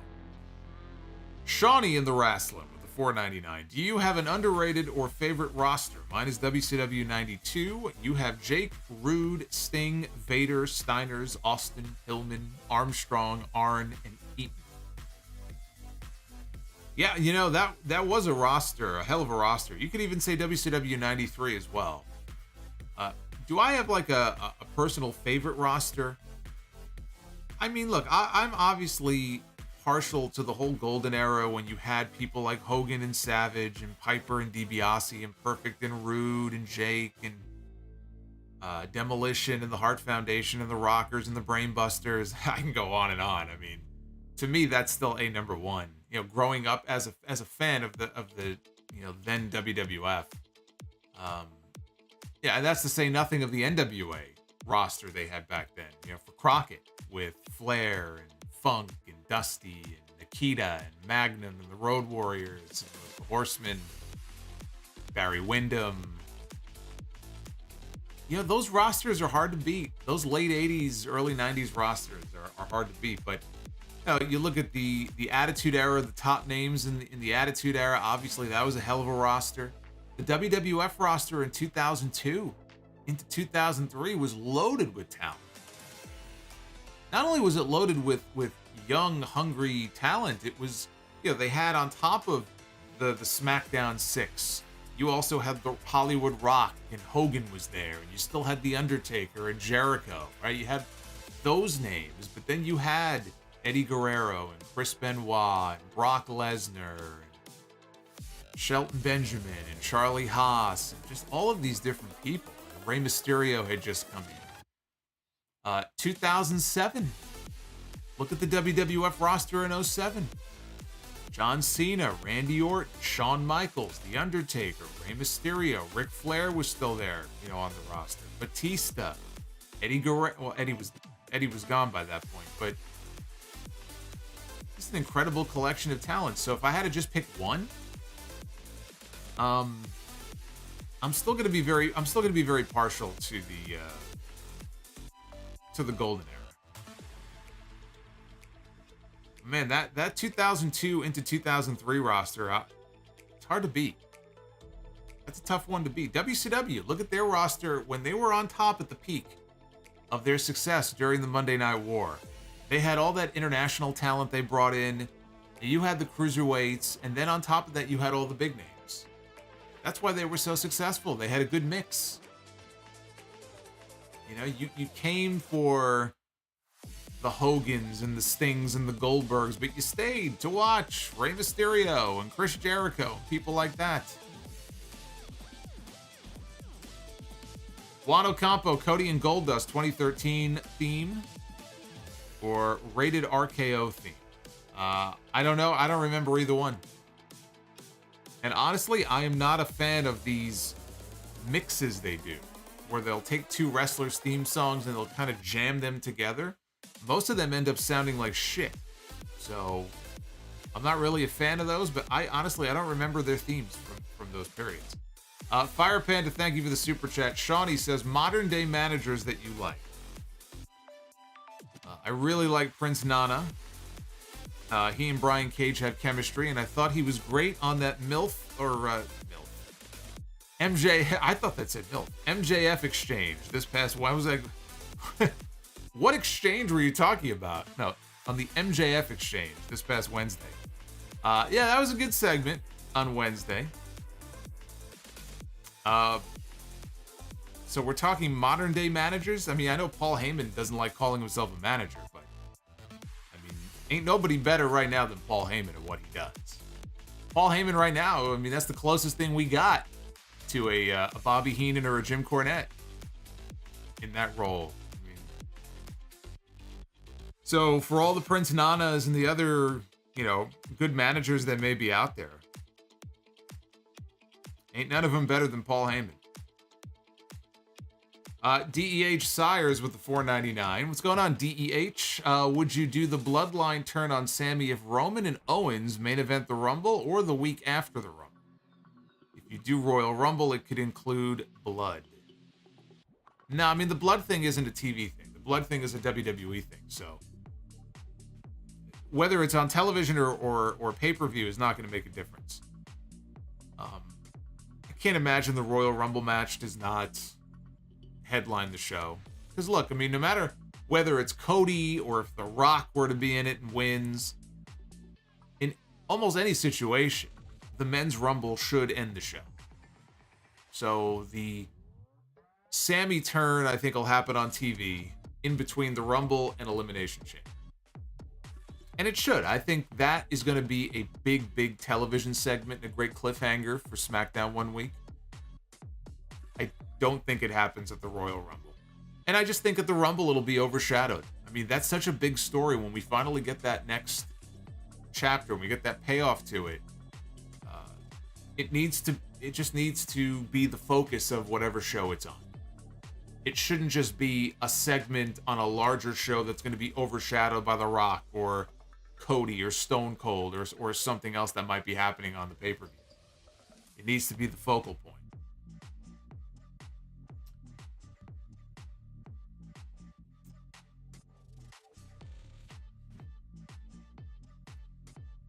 Fire Panda, hopefully you read this before Be the Booker starts. Ladies and gentlemen, it is now time to be the Booker.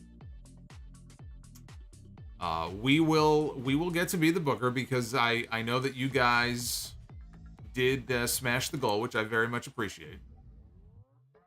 But keep hitting the like button anyway because we got to get this video in the recommendeds. DEH says LA Knight against Stone Cold. Rhea against Bianca, Naomi against Charlotte, Damage Control against Becky, Lita and a mystery woman for WrestleMania. What are your thoughts?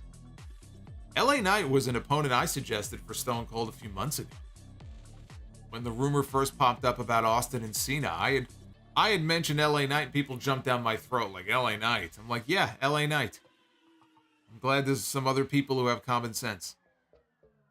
Rhea and Bianca should be the only match as far as the Raw Women's title is concerned. Charlotte and Naomi, I'm not convinced Naomi is coming back before WrestleMania. Damage Control against Becky, Lita, and a mystery woman. I mean, would the mystery woman be Trish Stratus? Probably, right? I don't see another obvious match for Becky, so I think you may be onto something.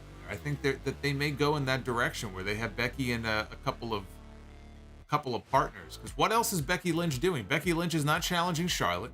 Becky Lynch should not be challenging Bianca. Been there, done that. And apparently they're not doing Becky and Ronda Rousey. So if that's the case, then what the hell else do you do with Becky Lynch? She's still one of your top stars in the company.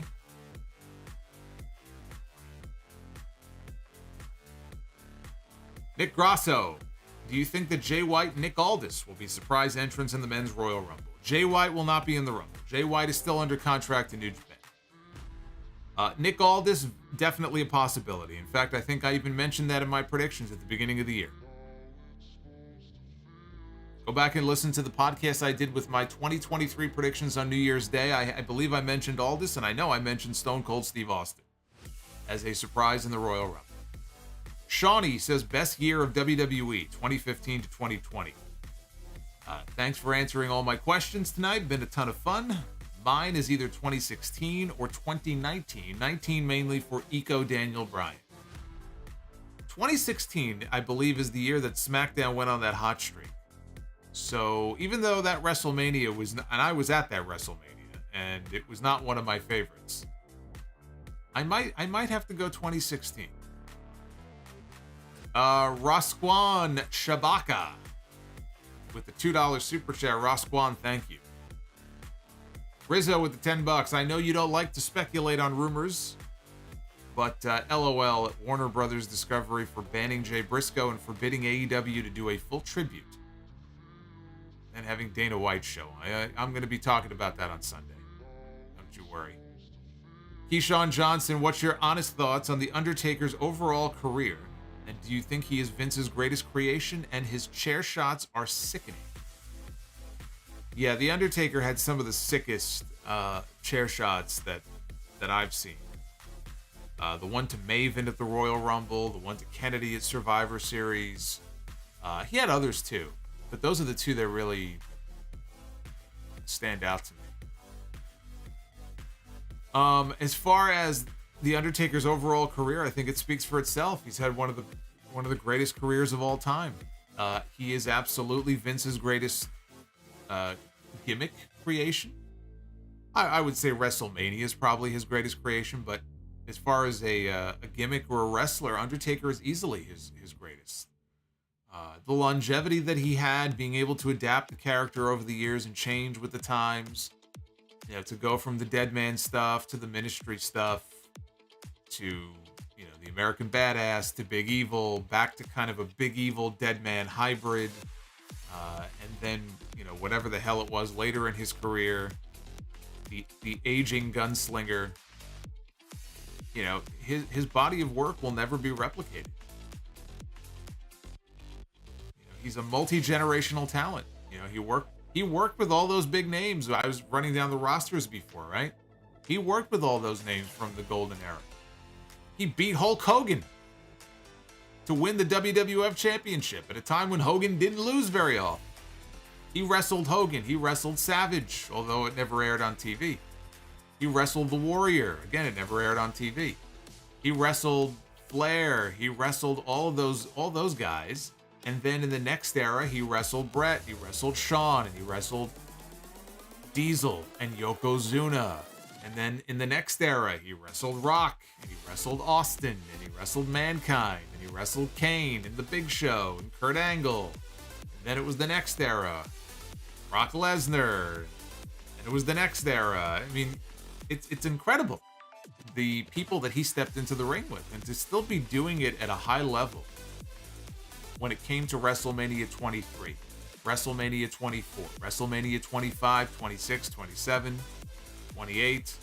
Him and Punk had a very good match, the best match at WrestleMania 29. It's an incredible run. There's nothing else I can really say. It's one of the greatest runs of all time. And Shawnee with the $4.99. Did you ever watch stuff from CWA/Memphis? Lawler, Dutch, Dundee were great, and had storytelling that felt so... I don't know, it looks like you left a word out here. No, I didn't watch it at the time because I didn't have access to it. With the advent of YouTube, I've been able to go back and watch some old Memphis stuff. The Memphis stuff where Vince McMahon came in '93 as a heel, and he sent other wrestlers there like Brett and Owen and Tatanka. That was fun to watch. So yeah, I've been able to see Memphis stuff on YouTube, but did I watch it at the time? No. You know, being in New York, I had no way of watching it. I wasn't a tape trader or anything like that. Wano Campo, Kane's Slow Chemical, or One of a Kind by the RVD song. Slow Chemical by Finger 11. And Dr. Dakota Scorpio. Could be wrong, but I think Undertaker is the only wrestler to beat Hogan for the WWF title twice, if you count the Undisputed Championship. Well, let's see. Hogan had the title 6 times. Who beat him for? Andre beat him once for it. Warrior beat him once. Undertaker beat him twice. Yokozuna beat him once. So you are correct. And Tomas, I'm going to the 30th anniversary of Raw. Well, enjoy. It's going to be a fun show. I'm looking forward to the show. They got a pretty loaded lineup on Monday. So it should be a good show. And of course, you guys know where to go. You guys are going to be right back here with me on Monday night. We're gonna talk about Raw 30 and all the happenings. Tomas says, I'll let you know about the crowd and stuff. Yeah, please do. Please do. Chime in on the live chat if you can. Drop a super chat or whatever, and let me know what it's like live in the building. They're going to be in Philadelphia on Monday. So Philly is one of the more animated crowds, typically, so it should be a good crowd. You know, it's tough because how do you have a 30th anniversary of Raw and not have Stone Cold Steve Austin on the show? Even in the video they showed tonight, he was all over the video. They even ended the video with a shot of Austin, because when you think of Raw, I said this when I did my 30 for 30 Raw moments countdown. When you think of Monday Night Raw, unless you're a brand new fan, who is the person that you think of first? You think of Stone Cold Steve Austin. Nobody has more memorable moments, not even matches, memorable moments, segments on Raw than Steve Austin. Nobody. The first stunner to Vince McMahon, all the vehicles that he operated, right? The cement into McMahon's Corvette, Dr. Austin, the Zamboni, the beer truck, the old Stone Cold stampeding down to the ring to help out Team WWF against the Alliance. On and on and on. And how do you have a 30th anniversary show without him? But here's the reason I bring this up. I believe that we're going to get a surprise Austin cameo in the Royal Rumble, which I think they could use to then set up whatever his program might be at WrestleMania, if he's wrestling at WrestleMania. And I see him working out so hard on Instagram. And I know he said he looked in the mirror one day and he just didn't like the way he looked, right? He had put on some weight, so he wanted to start training and lose the weight. And I think that's great. I don't buy for a second, though, that he's working out as hard as he is and not coming back for another match. So if that's the case, you've already broken the seal. He came back last year, right? 19 years out of the ring, he came back. If this was going to be Austin's very first match in 20 years, okay, this year is 20 years since his last match with The Rock at WrestleMania 19, then I would say, okay, you're not gonna blow it in a Royal Rumble cameo, right? You saved that for WrestleMania. You've already seen him at WrestleMania. He already came back. Anything else we get with him now is a bonus. They're in Texas. And I can't think of a bigger Royal Rumble surprise in the history of Royal Rumble. All the surprise entrants, the biggest one that they have ever given us would be the glass shattering and Stone Cold coming down to the ring. It takes nothing away from WrestleMania if he's going to be wrestling at WrestleMania this year. So I'm expecting it. I could be wrong, but I'm expecting him to be in the Rumble. So the question becomes, if Austin is going to be a surprise in the Rumble, do you have him on Raw 5 days before the Royal Rumble? That's the conundrum. I think they have enough people, legends on the show where they don't necessarily need him, but it would feel weird, though, to get through the show on Monday and not have him there in some way. That's kind of the thing I struggle with when I think about this. But the only thing I hope is that if Austin is in the Rumble on Saturday, next Saturday, and he comes out, I mean, he's working out like a beast. I'd like to see him out there this time with the vest, not just like a t-shirt. But we'll see. We'll see what happens. Hey, Viviana just became a channel member. Actually, no, Viviana has been a channel member, but Viviana has been a channel member for 1 full year. 12 straight months for Viviana as a Sound Off superstar. That is amazing. Thank you, Viviana. Same with The Rock. I floated that idea on Twitter the other day. I said, wouldn't it be something to have Austin and The Rock both in the Royal Rumble, just to get one more moment, one more confrontation with Austin and The Rock. Problem is, if Rock is in the Rumble, he's winning the Rumble. And I still feel Cody Rhodes should win the Royal Rumble and take the championship from Roman Reigns or WrestleMania.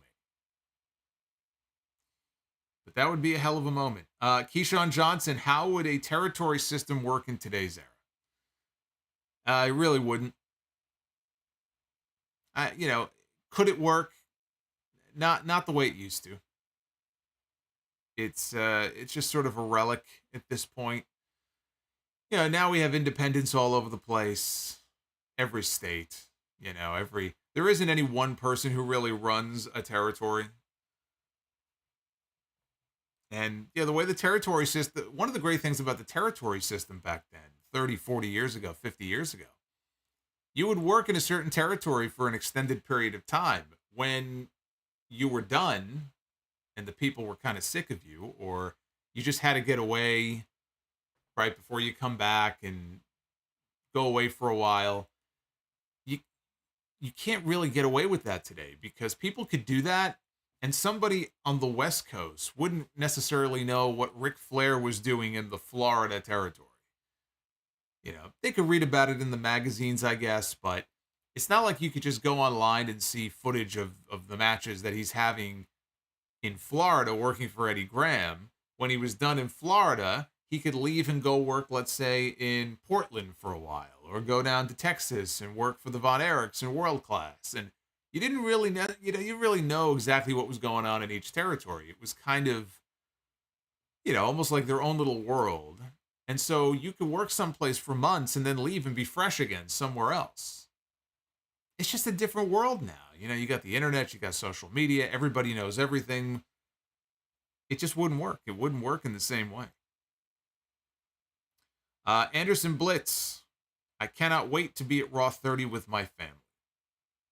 We'll enjoy the show. They're going to have a packed house in Philadelphia. I think they're going to have close to 15,000 people there on Monday, which I guess would explain why they're not running the Manhattan Center, even though I think that would have been cool. If they ran Hammerstein, which is not the building where Raw used to be, that's upstairs. Hammerstein's a little bit bigger, but even in Hammerstein, you're only going to fit like 2,500 people. 2,500, 15,000. You can see why they're running Philly. Although it would have made more sense to run, Barclays, I think, or MSG. But what do I know?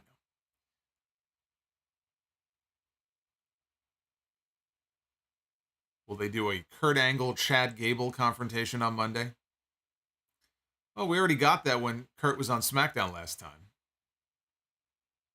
Plus, Gable and Otis, it looks to me like they may be going babyface. So I think we might get a segment. I don't know if it'll be, Chad Gable being the butt of someone's joke. But one thing I will say here before we do Be the Booker, with this Royal Rumble coming up in about a week, this is going to be the first Triple H booked, if you don't believe Vince already has his hands in it. The first Triple H book, and maybe the only Triple H booked Royal Rumble. I have to believe that he wants to make a very big impression. He wants this to be the best fucking Rumble that there has ever been. So when it comes to surprises and it comes to the matches on the show, I think he's going to put his best foot forward and try to give people a show that they'll be talking about and give them a show that they will be very happy with. So I'm also very excited to see what he comes up with. If this is truly a Vince-free show. And unfortunately, from now on, we have to assume that it's not all going to be Vince-free. But if it's a Vince-free show, Triple H's idea for what he thinks the Royal Rumble should be, I am very, very excited to see what that looks like. I think he's going to want to give people a show that they will be talking about for a long time. And the Royal Rumble is my favorite show each year, so I'm very sensitive when it comes to the Rumble. I hate when they waste a Rumble and we get a shitty Rumble and have to wait an entire year for them to try to make up for it. Imagine how angry I was when we had a shitty Rumble in 2014. I wait an entire year just to get an even shittier Rumble in 2015. I don't want to see that. I want to see a great Royal Rumble. And while Triple H is busy booking the Royal Rumble, I am going to get busy booking some matches of my own, because it is indeed time to be the booker. Ladies and gentlemen, it is now time to be the booker.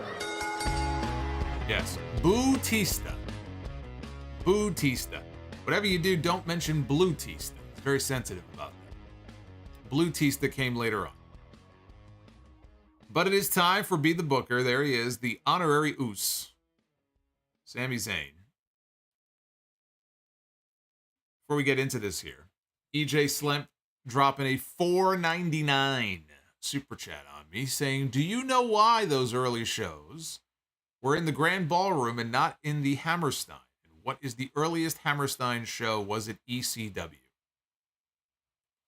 I mean, the earliest wrestling show at the Hammerstein probably, yeah, was ECW.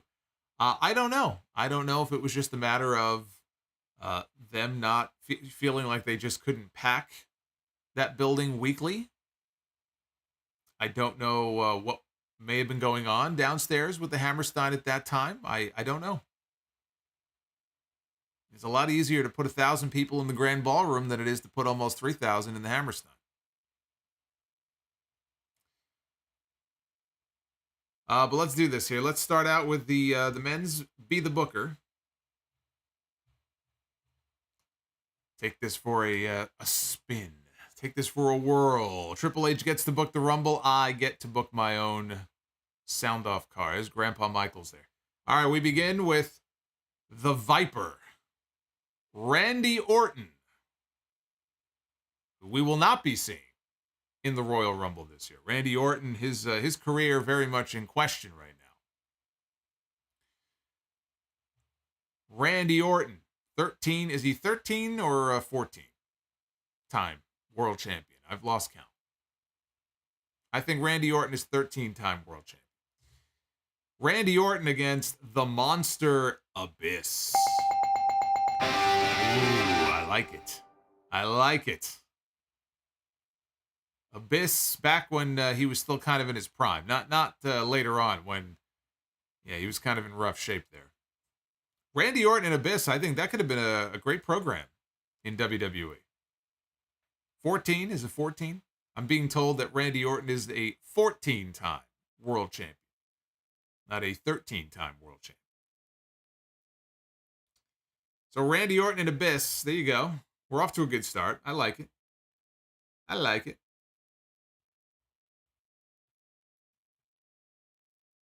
All right, here we go. Ladies, Be the Booker. We got over 150 women. That's what I call a good night right there. 150 women plus here in Be the Booker. And we are going to kick things off with one of the greats, WWE Hall of Famer.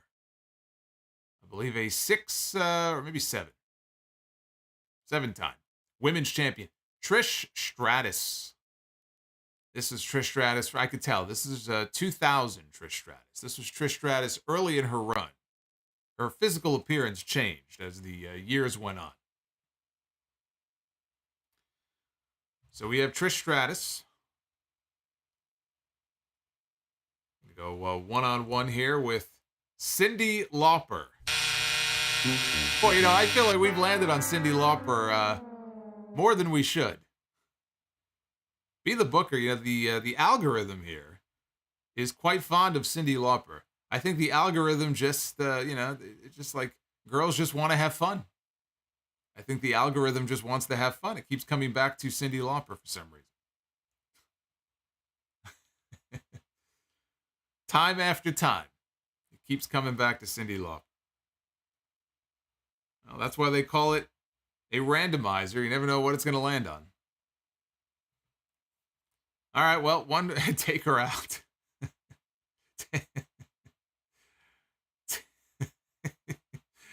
Take her out. All right, well, let's see. We're 1 for 1. As always, we come to the tag team one to break the tie. Kick things off here with the Quebecers, Jacques and Pierre, former WWF Tag Team Champion. Look at those belts. Look at those. See, those belts are worth fighting for. Those are tag team titles that are worth fighting for. I like the Quebecers. If I had to pick a guilty pleasure tag team, it would be the Quebecers. I like their theme music, too. Quebecers going to be taking on Anderson and Gallows. Yeah, I don't think so. Not on my show. The Good Brothers against the Quebecers. We could do better. Not a fan.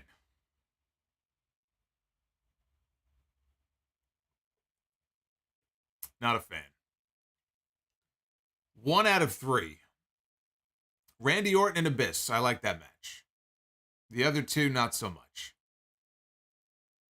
The Amazing French Canadians, says Bret Hart. They were the Amazing French Canadians for a brief period on WCW television. The buzz always gets me. Well, you know, sometimes things they just need the buzzer. What can I say? Keyshawn Johnson, favorite Rumble build. Favorite Royal Rumble build.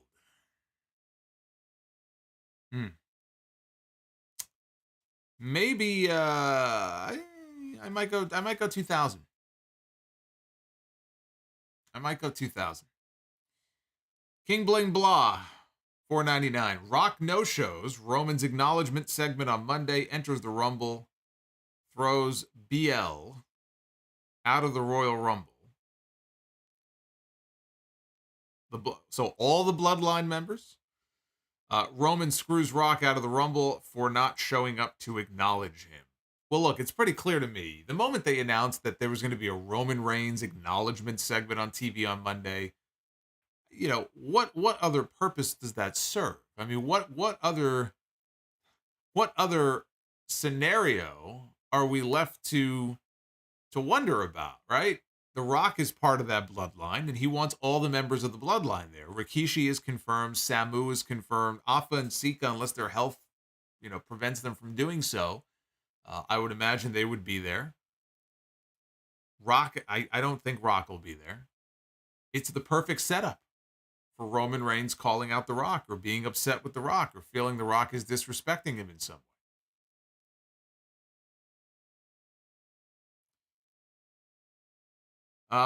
Mikayu says, thanks for streaming, bro.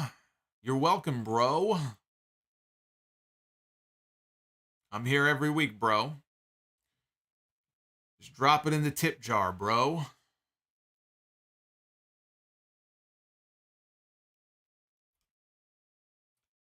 Yeah, I saw there was an update from Fightful earlier today that more than just bringing back old wrestlers, Triple H is apparently looking at some non-traditional Rumble surprise. I mean, whatever that means. Non-traditional Rumble surprises next weekend. And my first thought when I hear that, when I hear non-traditional, is I think of celebrities. I think of someone like Bad Bunny. And we've already seen Bad Bunny in the Royal Rumble. So I'm hoping that's not what that means. To me, that would be fucking lame. Non-traditional could also mean something along the lines of a Forbidden Door type of situation. And that would be very interesting, right? We had Mickie James, the Impact Knockouts champion in the Women's Rumble last year. So I don't know what that means as far as non-traditional surprises in the Rumble. That could be something very cool, or that could be something very, very bad. I'm just, my first thought I hear that is celebrities. And I don't know, would Rock, I guess Rock would be considered a celebrity, right? So, makes you wonder. And Rizzo with the $5. Pat McAfee returns, says power spying. Would not shock me at all to see Pat McAfee in the Royal Rumble. Right? College game day's over, isn't it? Pat should be back any week now.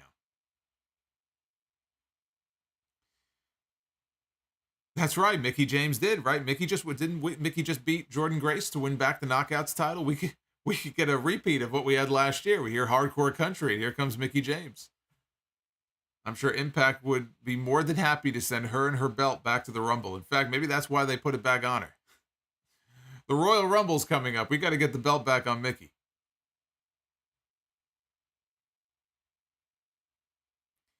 Rizzo says Roman forcing The Rock's mom to acknowledge him would be a good way to get The Rock involved. Absolutely.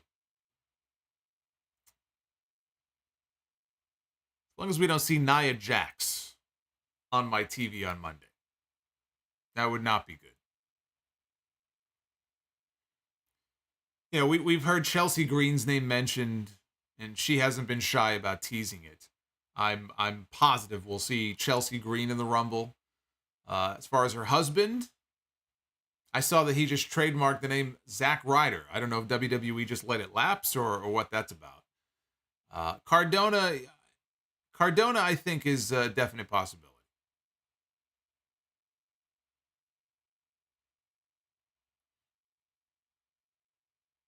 Tim Duncan is entering the Rumble in San Antonio. You know who else is from San Antonio? Triple H's best friend. He's from San Antonio.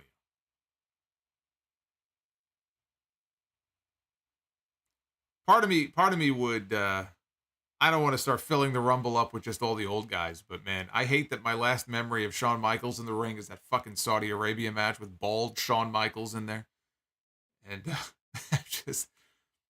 I don't know. I wouldn't necessarily mind it even if Shawn Michaels was out there for a Rumble cameo in San Antonio, just to kind of, you know, be able to say, okay, that's not my lasting memory here. My last appearance was in the Royal Rumble, a match that he won twice before in his hometown. Let him do a few spots.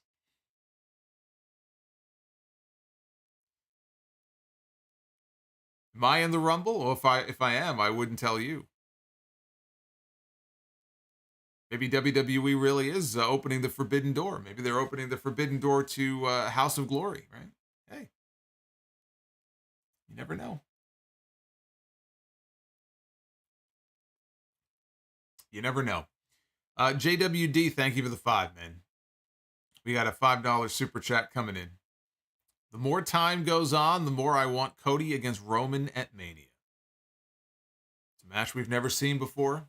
Cody's got that very personal story about wanting to stake his claim to being WWE champion. He made his intentions very well known the night after WrestleMania when he came back. Here we are now, almost a year later, even though he's missed most of that year. There's a great story there to be told.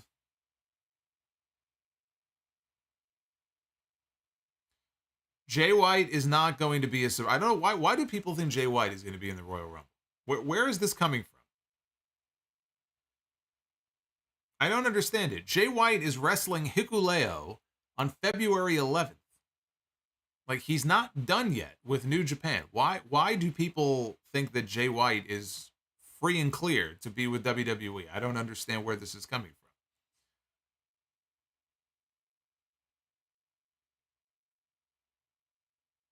Thoughts on Eric Bischoff still saying Punk doesn't draw or is a financial flaw? I don't pay attention to what Eric Bischoff says.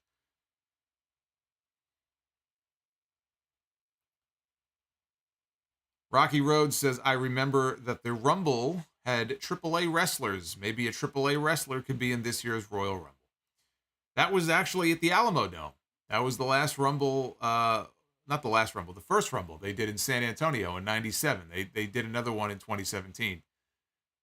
Yeah, they had, they had Cibernetico was one. I just remember Mil Mascaras being in there and refusing to allow anybody to eliminate him. So the compromise was he would jump off the top rope onto somebody on the floor and eliminate himself. So that's how they worked it out with Mil Mascaras. He wouldn't put anybody else over. So it's like being in a movie and saying, you know, I don't like this scene where this guy's going to blow me away. So I'm going to shoot myself in the head. How about that? Like, that would be Mil Mascaras. EJ Slamp with the $4.99. Charles Barkley in the Rumble would get mega heat in San Antonio. He always makes fun of their women and calls the river a little dirty creek.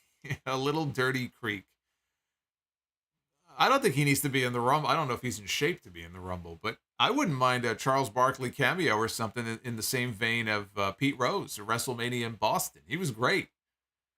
I mean, Pete's a fucking piece of shit, but he was great at the 98 WrestleMania when he was out there saying, you know, I left tickets for Bill Buckner, but he couldn't bend over to pick him up. How about it? The City of Losers. It was one of the great WrestleMania appearances of all time.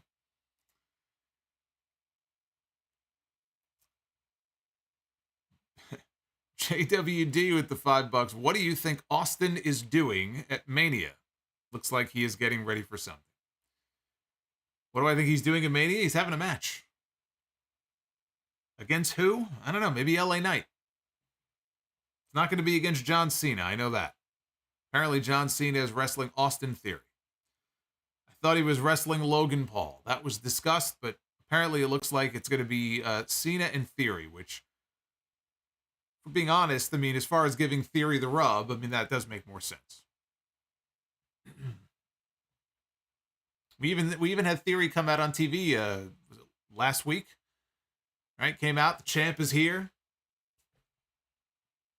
So it looks like that's going to be a match.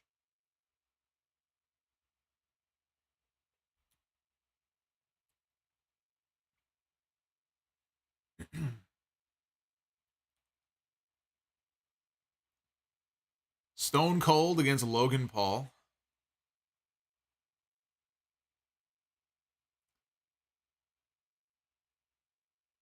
Yeah, keep Shane away. Yeah, I think we keep Shane away from the Royal Rumble this year.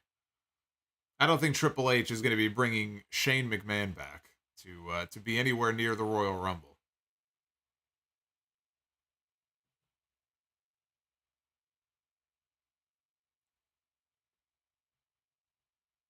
Do I want Glenn Jacobs in the Rumble? No.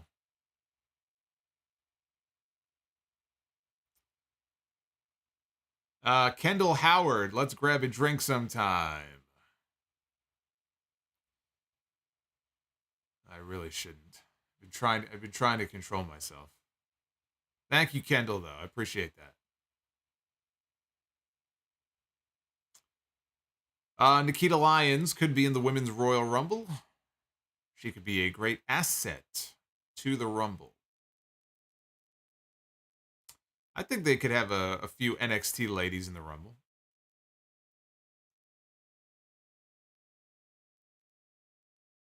Tony Khan appears in the Royal Rumble. Does he enter in the number 9 spot?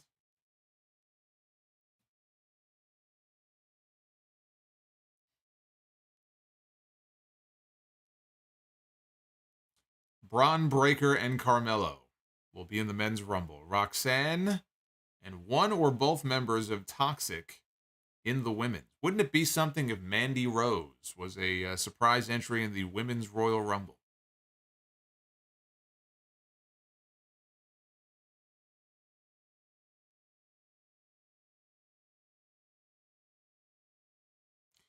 Got to invite Anthrax to Raw on Monday to play Thorn in Your Eye from 97. That wasn't was that Anthrax? What was it? Was that Anthrax that sang that song? I didn't think it was Anthrax that sang that song. You sure about that?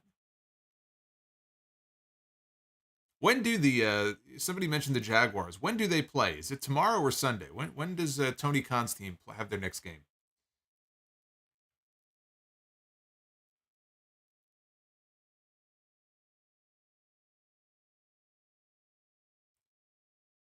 What if Elias gets eliminated from the Rumble and Ezekiel comes in after? So he just rushes backstage and shaves his face and then comes back out? That would be awful. I don't want to see either one of them in the Rumble. I don't think that was Anthrax. Yeah, somebody look that up. I don't think that was Anthrax that sang that song. Oh, the Jags play tomorrow afternoon against the Chiefs. I'm going to be working all day in preparation for Sunday's podcast, so I'll try to sneak a peek if I can.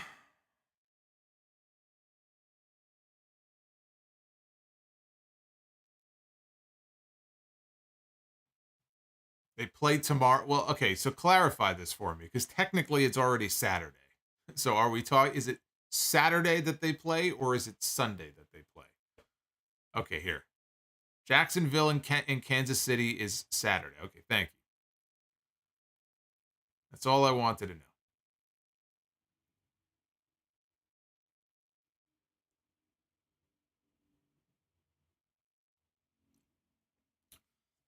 Did the Cowboys get a new kicker in time for the game this weekend? That would have been a priority for me if I was the coach. I hope they have a new kicker. All right, so Thorn in Your Eye was performed by the WWF Superstars and Slam Jam. That's what I thought. It's Anthrax. I mean, that didn't sound right to me. I was like, I would love to hear this song if Anthrax sang a song on that album.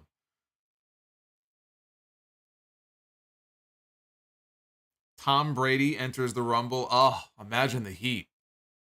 Imagine the heat if Tom Brady walked out there. Yeah, he's going through this divorce. He's going to need the money, so maybe he'll take the gig.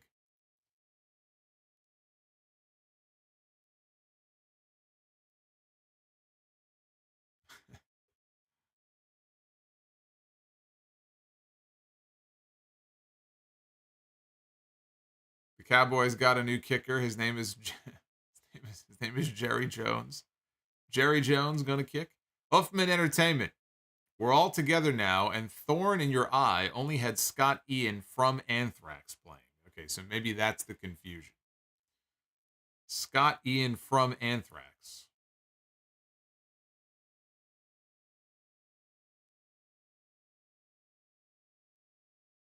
Uncle Howdy. You know what?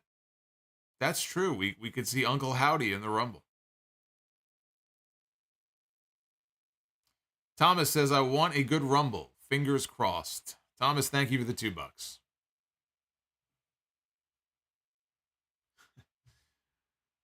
All right, so I am all caught up on your messages. And we did beat the Booker. We had a good SmackDown review. Feel pretty good about that one. Again, if you missed it from the podcast last Sunday, do go ahead. It's up on the YouTube channel right now. It's over an hour long. So if you got some time to kill this weekend, grab a snack and or a drink. You can check out the 30 best segments in 30 years of Monday Night Raw, ranked from number 30 all the way down to number 1, or I should say all the way up to number 1. And leave some comments, leave some feedback in the comments section. Let me know if you agree. Worked hard on that list. It was a bitch trying to rank this thing, but I think I did a pretty decent job, I hope. But anyway, I'm going to be back with you live on Monday night. Raw 30. Huge stream coming up on Monday night. We're going to be talking about the Go Home Raw before the Royal Rumble next Saturday. Of course, before then, we have episode 792 of the podcast this Sunday, which is going to be probably not 3 hours like it was last week, but it is going to be a big show, and I'm going to have a lot to say about Jay Briscoe, including stuff I have not had the time to talk about here on YouTube. But we will get into all of the Jay Briscoe stuff, all of it. We'll talk about all of it.